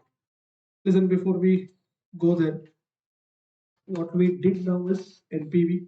NPV is the difference between discounted cash inflow and discounted cash outflow. NPV can be, the result can be three things: positive, negative, and zero NPV. Positive is accept, negative is reject, zero is accept or reject. If you have two projects, both having positive NPV, choose a higher positive, both negative, reject both. But if you have two projects, both positive NPV, but both have same number, then you may need the help of other methods. So remember this as a thumb rule. Whenever a decision is to be taken and you use the first formula, there are two options and you get same answer, that means there is no decision taken yet. Then you try second method, and that's why you have these methods. I will dictate it, no problem. As of now, understand. Second one is profitability index or PI method. In PI method, what do we do? The same thing. Instead of A minus B, focus on the screen. Instead of doing A minus B, I'm doing A divided by B. That is cash inflow divided by cash outflow. So now instead of getting positive or negative answer, you will get to know for 1 rupee investment, how much are you going to get. Now try and answer. What if I get PI greater than 1? What does that mean? I will be earning more than what I'm investing. That means all projects where NPV is positive, its PI should be greater than 1. Simple. That means bigger number minus smaller number is positive. So bigger number by smaller number has to be greater than 1. All projects having negative NPV should give you PI less than 1. You put 1 rupee, you will get back less than 1 rupee. Tell me if NPV is equal to 0, whatever you're investing, same money you're getting back. That means PI should be equal to 1. Same number divided by that number has to be equal to 1. But that doesn't mean conclusion under all both the methods will be same. You saw already when you have limited fund and unlimited fund, there are different places where you use NPV and PI. NPV of one project may be higher, no guarantee that PI will always be higher. Yeah. The next method, you have already written the question. Payback period, I will come to IRR method a little later. See the payback period part on slide. Payback period helps you to calculate the time required to get back your initial investment. That is, I put the money today, project is for 5 years. At the end of 5th year, I will get positive NPV. That is done. But I want to know minimum how many years I should run the project to get back at least my initial investment. Now go to your answer. You are investing 6,80,000 and you are getting positive 95,000 if you complete full project. Am I correct? But if I want to know in how many years I will get back my original 6,80,000, that I do not know as of now in NPV. NPV is amount. NPV is about the amount that you earn. NPV won't tell you how many years are required to get back your original investment, and that method is pay back period. Simple to understand. Pay back. I have paid today. In how many years will this project pay that money back to me? Now tell me. Think and answer. In 5 years, you are getting positive NPV. And I want to know in how many years I will get back my original investment.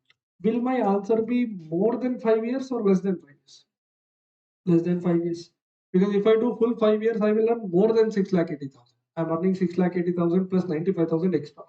Forget that extra. That 6,80,000 should come back to me. In how many years? It has to be less than 5 years. Maybe 3.5 years, maybe 4 years. That we don't know. We will learn how to calculate. What if after calculating we get the answer as 4 years? What is the meaning? Project life is 4 years. If I run the project at least for 4 years, I will get back my original investment. Whatever I earn from first day of 5th year is all my extra earning. And that extra earning is called positive NPV. There is another method. I will take up that little later. So in your notebook first, make 3 more bullet points. You can write in your own words. NPV method. Just 2 bullet points.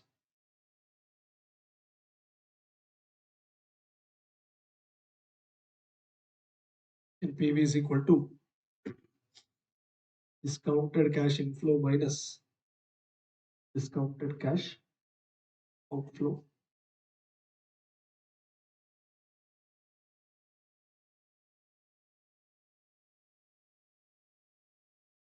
And result can be one of the three: positive NPV or negative NPV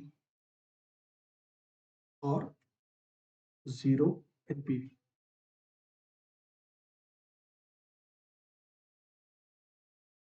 Before you continue, think for a minute and answer this. Textbook says zero NPV is accept or reject. Correct? But what do you think in reality? Is zero NPV accept or reject? It's a reject always. Tell me why it's a reject always when it is zero. A small change, 1% extra expenditure will bring you down to negative NPV. Correct? Therefore, some companies won't even do positive 100, positive 200. In that also, they keep minimum positive NPV as 10,000. So they won't be happy with positive 9,000 also. In classroom, we study positive is good. But positive 800 is also dangerous. What if tax rate goes up from 30% to 33%? Then all your extra NPV will go in tax payment itself. What if there is inflation in material cost? What if you can't increase the price? There is tight competition. Price can't be increased. But your input cost, material, labor, all expenses are going up. What if government increases the tax? Then your positive 900, positive 800 is still dangerous. Therefore, companies keep a cut-off NPV as 8,000, 10,000 positive. They will do it only if they reach above or cross that particular point. So classroom learning is NPV 0, accept or reject, but that's not true in reality. What if you work out a big Excel sheet and you get NPV positive 9 rupee? Never say accept. Right? A small change will take you down to negative NP. That's what is this topic. We need to adjust that risk. This is our, still we are in intermediate revision actually. This is what we wrote in intermediate. Positive NPV accept. That means positive 25 also. There it is accept. But there is a risk. No one has promised you the tax rate won't go up. If it goes up, then you are in the mid of the project. The next 2-3 years cash outflow will be higher because of the tax payment. Therefore, we have to adjust the risk factor that we will learn. As of now, basic understanding is this. Next, PI method. PI is equal to discounted cash inflow by discounted cash outflow. This is greater than 1 or less than 1 or equal to 1.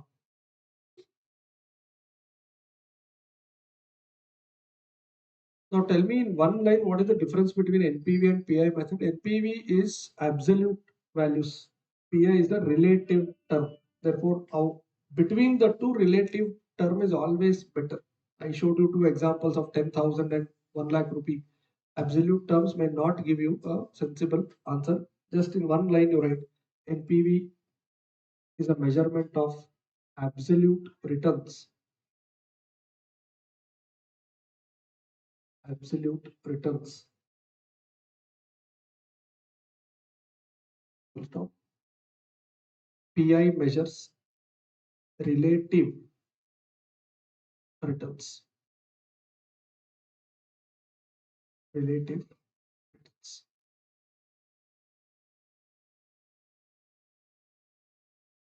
Next technique is right now third bullet IRR, internal rate of return.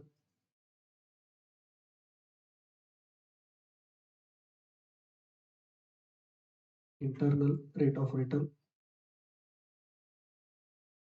IRR is the discounting rate at which at is missing at which NPV is 0.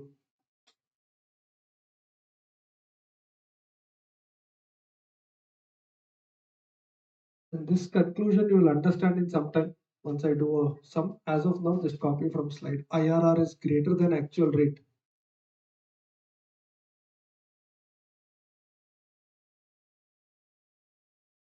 Versus IRR less than actual rate versus IRR is equal to actual discounting rate.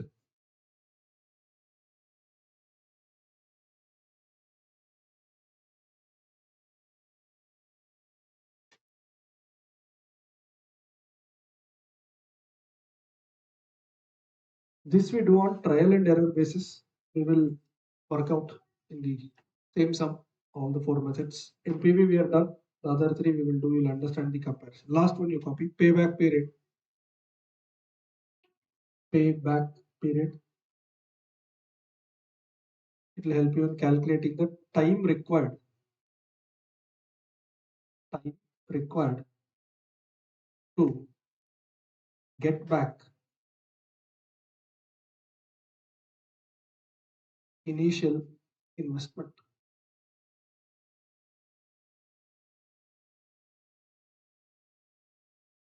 Here the comparison is between shorter time, shorter duration and longer duration.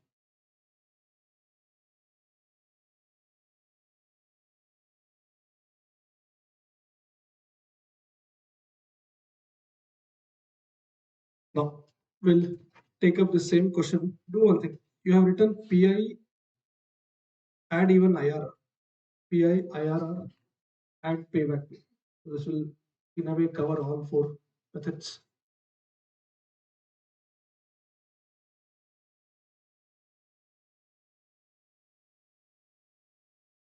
Your notebook solution 2. Additional classwork.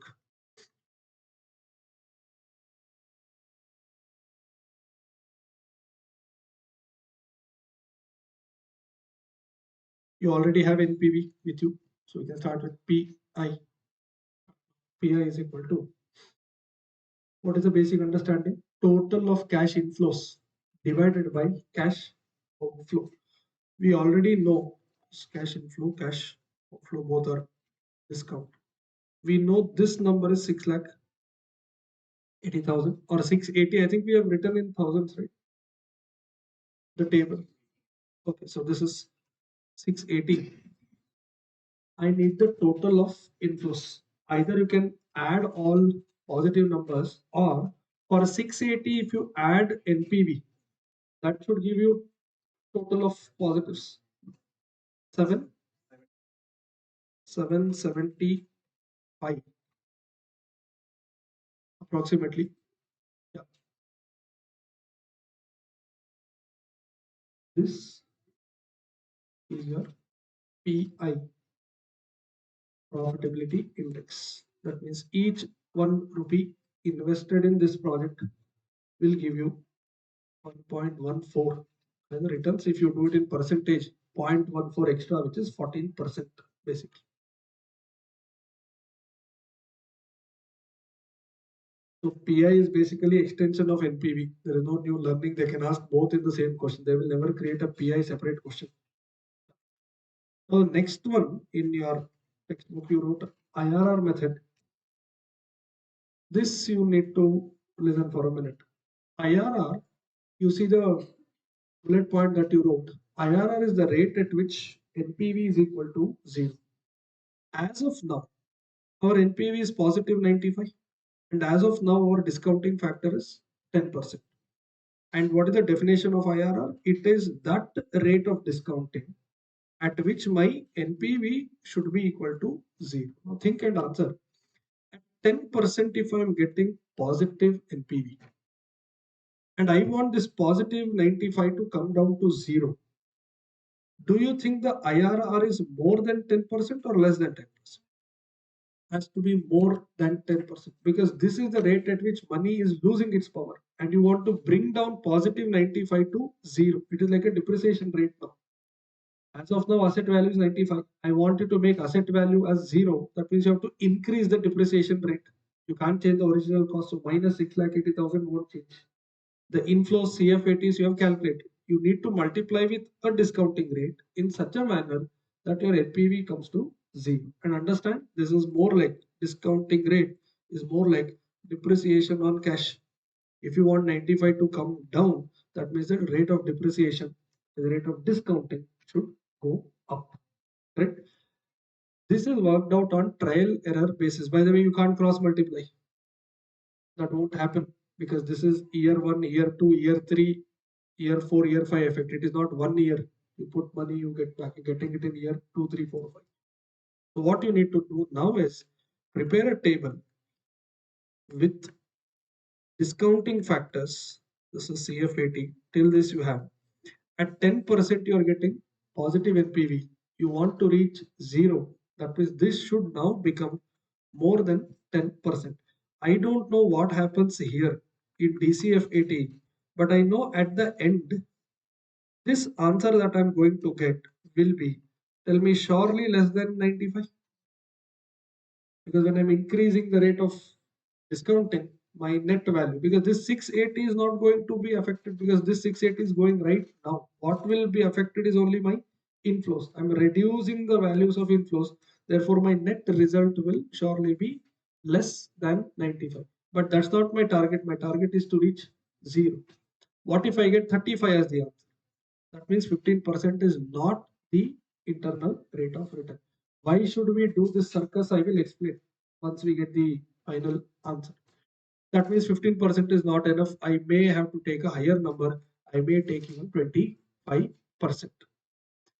If I take 25% and work out the whole table, and suppose I get NPV as 0, understand 25% is my final answer, IRR. But tell me, what is the other possibility? When you take 25%, you may get a negative NPV also. You don't want even negative, you want to reach 0. But if you get one positive, one negative answer, then you know the correct answer is between those two numbers. You have done this in Inter, by the way. Then you can cross multiply to get that exact number. First, let's calculate. I will then explain what is the purpose of knowing that number. Start now. Calculation of IRR. Calculation of internal rate of return. Year 0 to 5.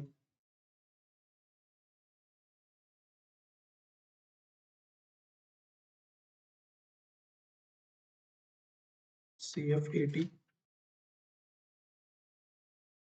You need a lot of columns here because you may have to do 2 trials, 3 trials, minus 680. After that, copy those numbers as it is. 209, 233. What was year 3? 187,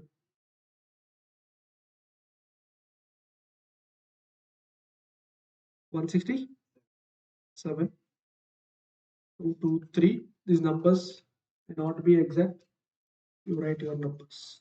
Now, don't start with DF at 10% because you already know at 10% you will get positive 95. Your target is this number should be 0. Therefore, you have to increase the discount rate. We can start with 15%. There is no hard and fast rule. You can start with 17 also, 21 also. But in class, to get the same answer, we will do the same trials. Now, when you're doing DF at 15%, discounting rate will be 1 divided by 1.15. That is 1 plus R. 1 divided by 1.15.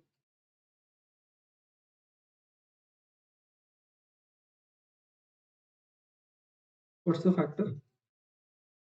0.870. Continue dividing this by 15%, 0.1 0.658 572 497. And now you can do this part, multiply, and then finally you get NPV.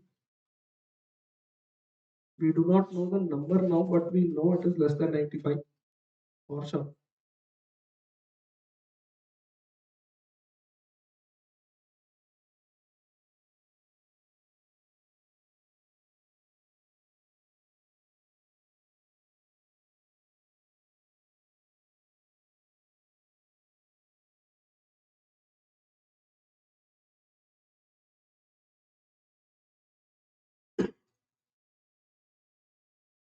Anyone?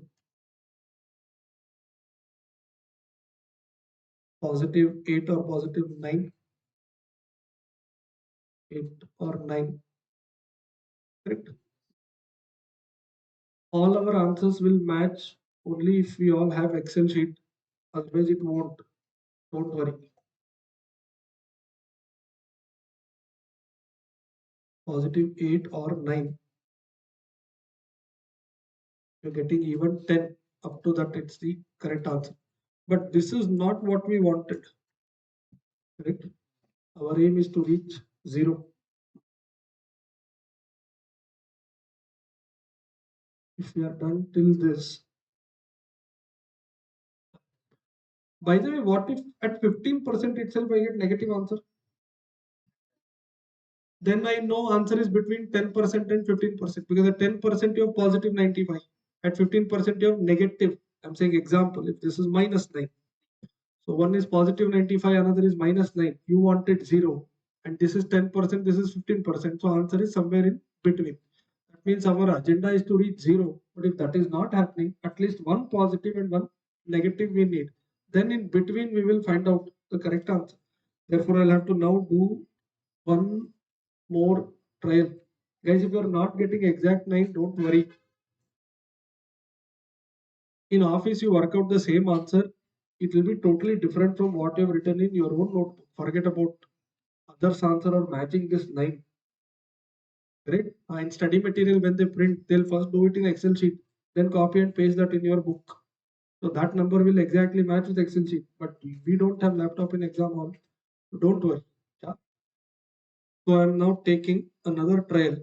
I don't have to now take 25% because I'm almost near 0. So even if I take 18% or 17%, that will be enough, correct? Because slight increase is enough to reach to 0. I'm taking say 17% will take.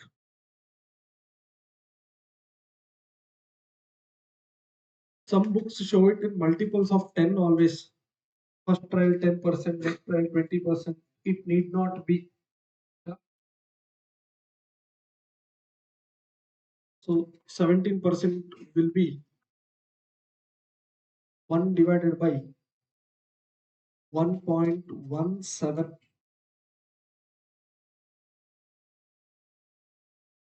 that is then multiplied by 209. Don't multiply with DCF 80.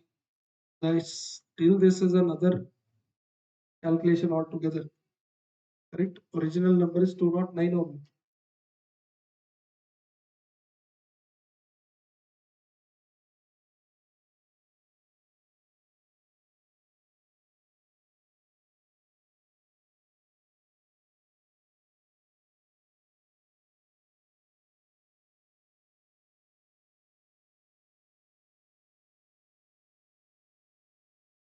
Anyone has number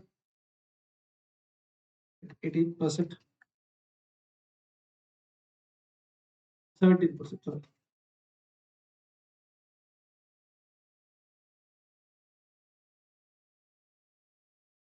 You have taken a different trial. Yes.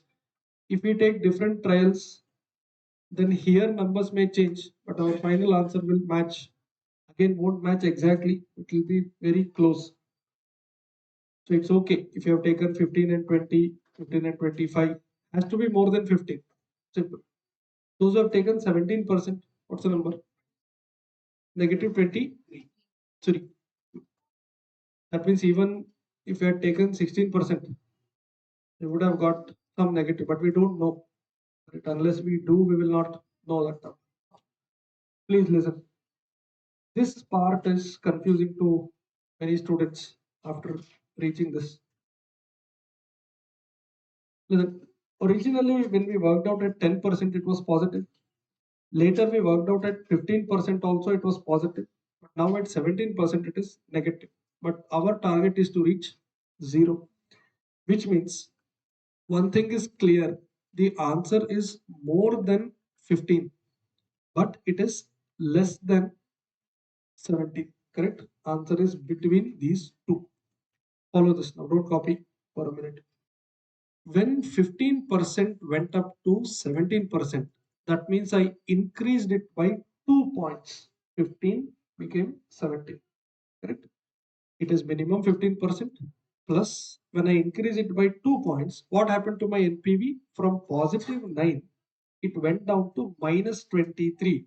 That means total decrease in NPV is 9 plus 23. Am I correct? It's not 9 minus 23. From positive 9, understand this side is positive, this side is negative. From positive 9, it came to 0. From 0, it went down 23 points. That means total, in your words, distance traveled from 9 to 23 will be 9 plus 23. Correct? This is what now? 30, 32.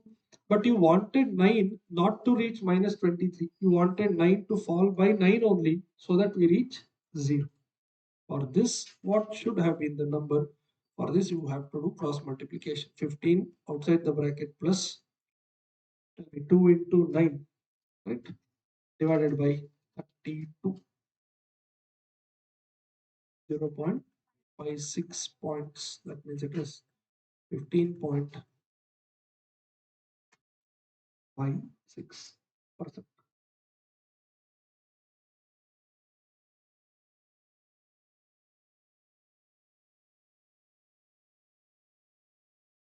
If we take different trials, our answer won't match exactly. It will be slightly different. Not to worry.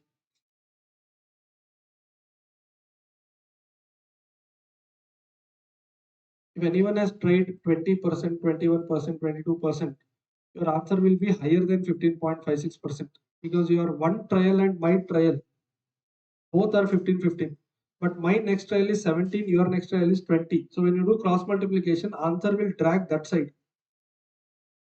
Correct? If you try 15 and 45, 45 also will give you negative NPV for sure. But when you cross multiply, the answer gets dragged that side because my starting point of my answer and your answer both are 15, 15. But that side cross multiplication is different.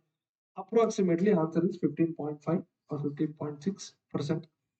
If it is MCQ, then take the nearest answer and they won't give 4 very close answers in IRR questions. Don't worry. Yeah.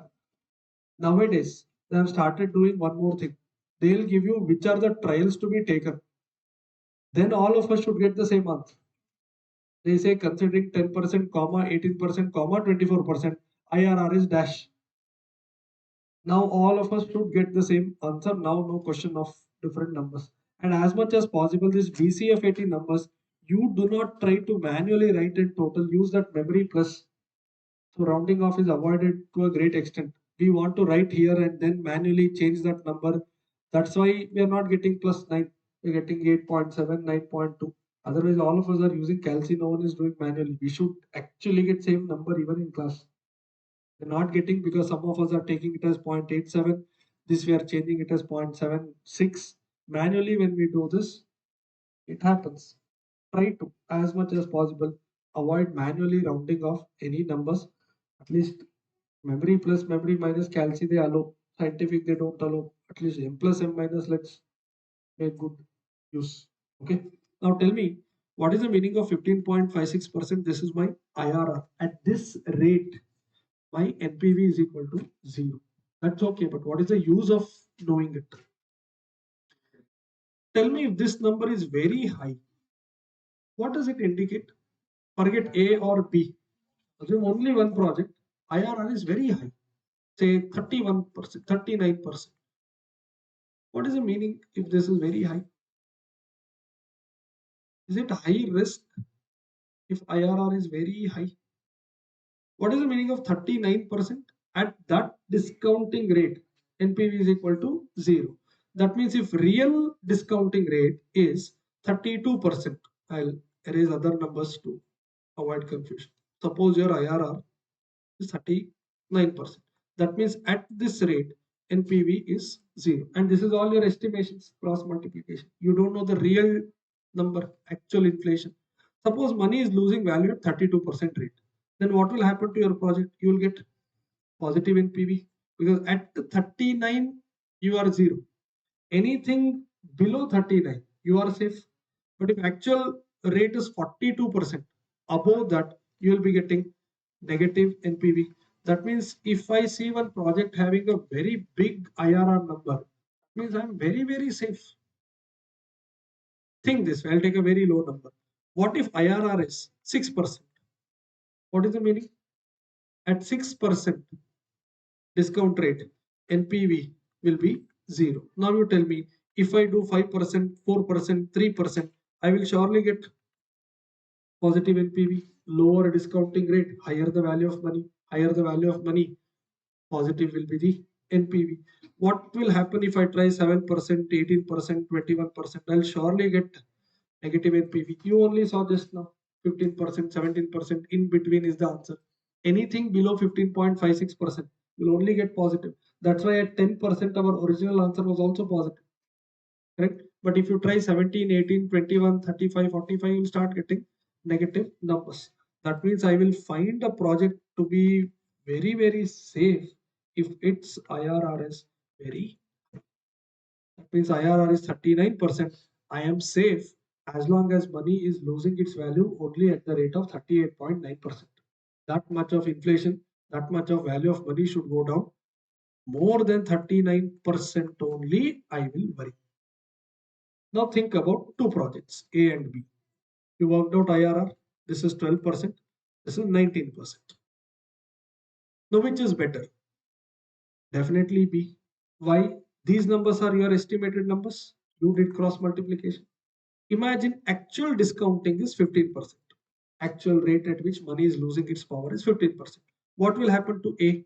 A will give you negative NPV because at 12 itself it is 0. If you make it 12.1 also, you'll start getting negative answers. But this project B, since its IRR is 19%, at 15% you will surely get positive NPVs. Not 15, even 16, 17, up to 18.9% you will get positive only. At 19 you get 0 NPV. Above 19, as you take higher discounting rate, value of money starts going down. You'll start getting negative NPV. That means when you have two projects, you will choose the project having high internal rate of return. That's what I told you. Two projects, both NPVs are same. You can't decide workout PI. PI is also same. Work out payback period to know how quickly you will get money. Now three things are done: absolute returns (NPV), relative returns (PI), timing of return (payback period).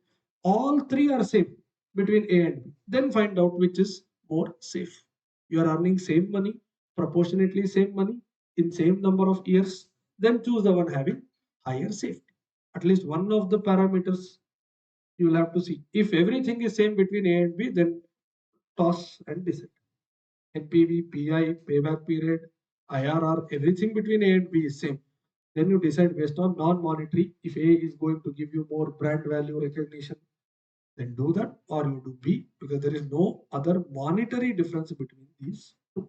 Right? So IRR, if you see as a single project, it won't give you any logical explanation. As of now, we got 15.56%. Question is simply, so what's a 15.56%? But if you compare this with another, which is 21%, definitely 21% is safer than 15.56%. So higher the IRR, safer the project. The IRR should be greater than actual discounting rate. Done. In this case, what is happening? Our original answer is positive NPV, correct? Positive 95. How much is our IRR? Just 15.56%. And this positive 95 we got by using what discounting rate? 10%. That means anything up to 15.56 you will only get positive. Anything more than 15.56% you will start getting negative. That means big number will tell you that you are safe till that point. Imagine I have a project which has IRR of 25%. You'll never see these things in reality. 25% IRR. You'll only see single digit most of the cases. Max to max 12, 13, 14. Extreme cases. 35%, 25% you won't get. If I'm having 25% IRR, what does it mean? I am safe up to 25%.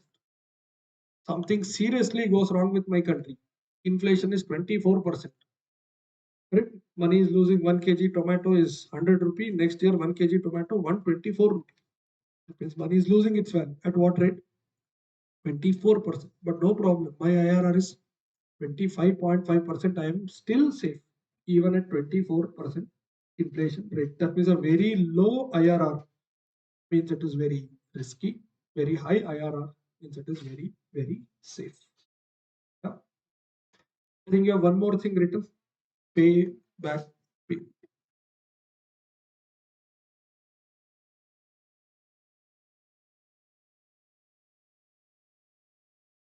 What is the bullet point note that you wrote? Payback period is the time required, correct, to get back our original investment. Start now. Year. Start this with 1, 2, 3, 4, 5. You don't need year 0. This CF80, discounting factor, DCF80, and then I need one more column, cumulative DCF80. Cumulative DCF80.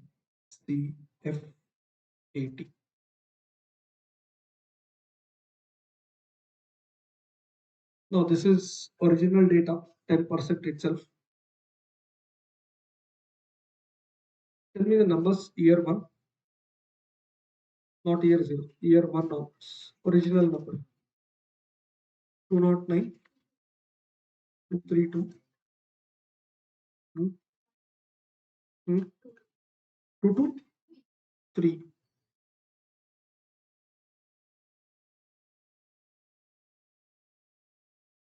Original question was on 10%, 0.826.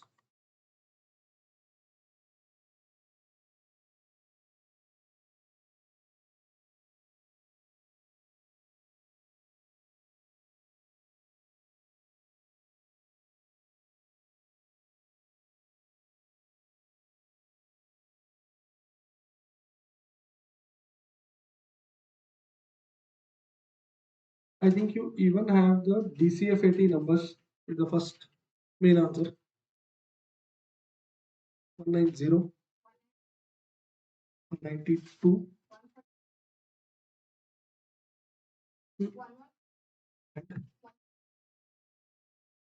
Please listen now.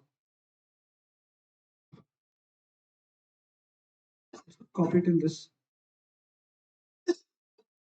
How much was original investment? 680. And what is the meaning of payback period? In how many years will this project pay my 680 back? I don't want more. When will I get this 680 back? How do I reach that? I've done another column, cumulative DCF 80. At the end of year one, don't copy this, I would have earned total 190. By the time I complete 2 years, it will be in Calci 190 plus 192. 382. Remember, my original investment is 680. So I have to continue till I get 680. Continue one more. 382 plus 141. 523. That's not enough. 523 plus 114. 637 is also not enough. I need to get back 680 for this 138 if you add. 7 not? 775. Listen now, which means my final answer is somewhere after 4 years but before 5 years. Correct? I have to run the project for minimum 4 years. By then I would have reached 637.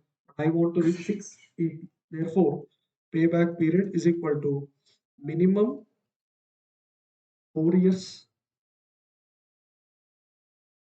Correct?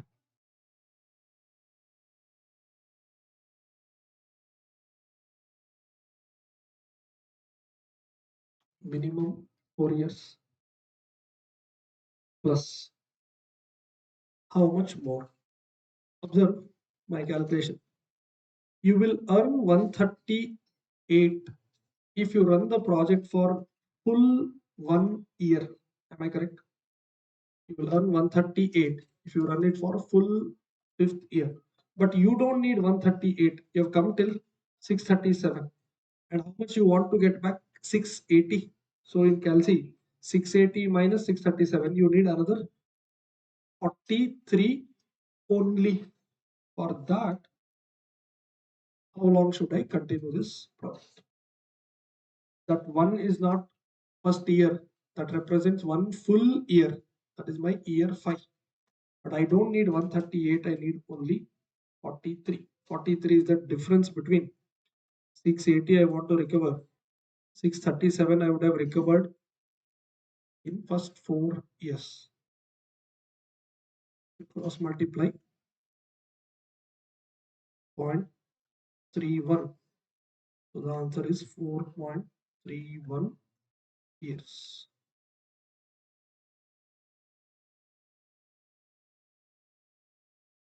Which means I have to run this project for 4.31 years to get back my original investment. Anything I do after that is all my positive NPV. One MCQ type question from my side. Can we calculate payback period for a project with negative NPV?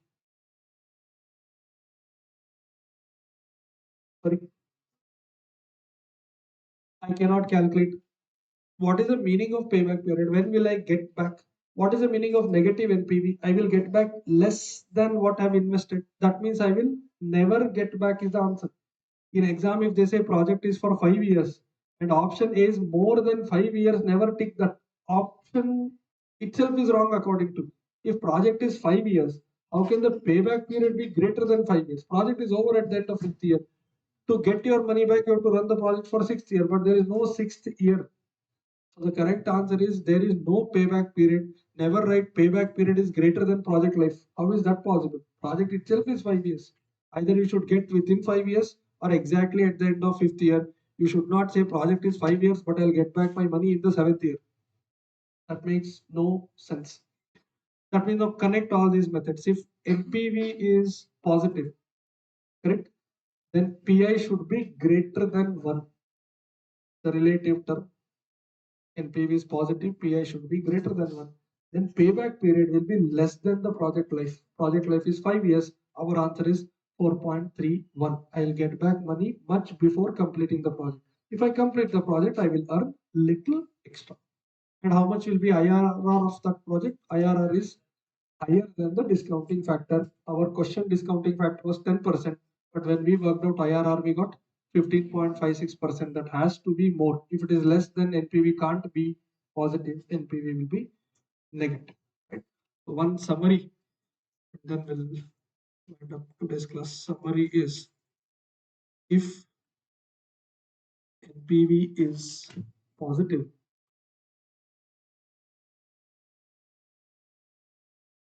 then tell me PI will be greater than 1. Correct? I will earn more than what I have invested. That is the meaning of PI greater than 1. Then IRR will be more than discounting rate. You have an example in front of you. 10% was discounting rate. When I did IRR, I got 15 point. And then payback period will be less than life of the project or life of the asset.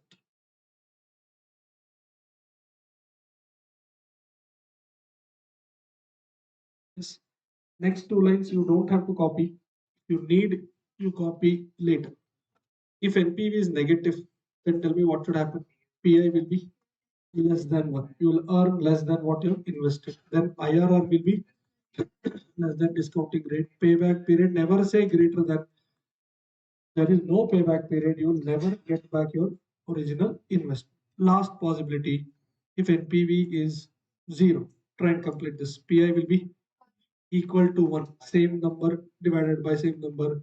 IRR is equal to discounting rate. Now you don't have to do trial and error. With 10% you're getting 0. What are you trying to get by doing trial error? 0 only. You've got already. Correct?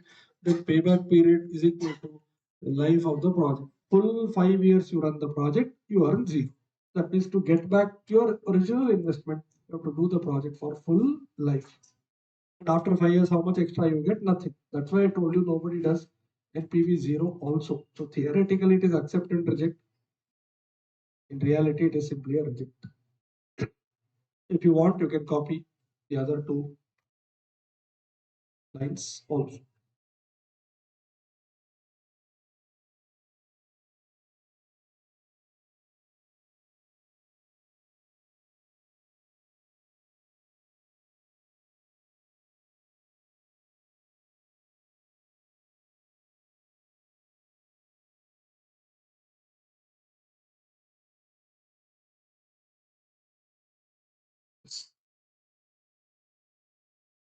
We are yet to start final syllabus. We did intermediate revision only. By the way, you have done all of this in inter. If you have attended my class, you have done the same sum also. This question is copied from my inter FM book. Not even a new question. The 6,80,000 sum. We have it in inter. So now that we know basic capital budgeting, tomorrow we'll start with the final syllabus, which is adjusting risk slash uncertainty. What can go wrong in our NPV table? What all can happen? Sudden inflation, sudden change in the tax rate, sudden fall in the demand of the product. In all such cases, what all can happen to my NPV? That learning will start from. So class is at 6:30. Tomorrow we should start at 6:30. Thank you so much. Bye bye.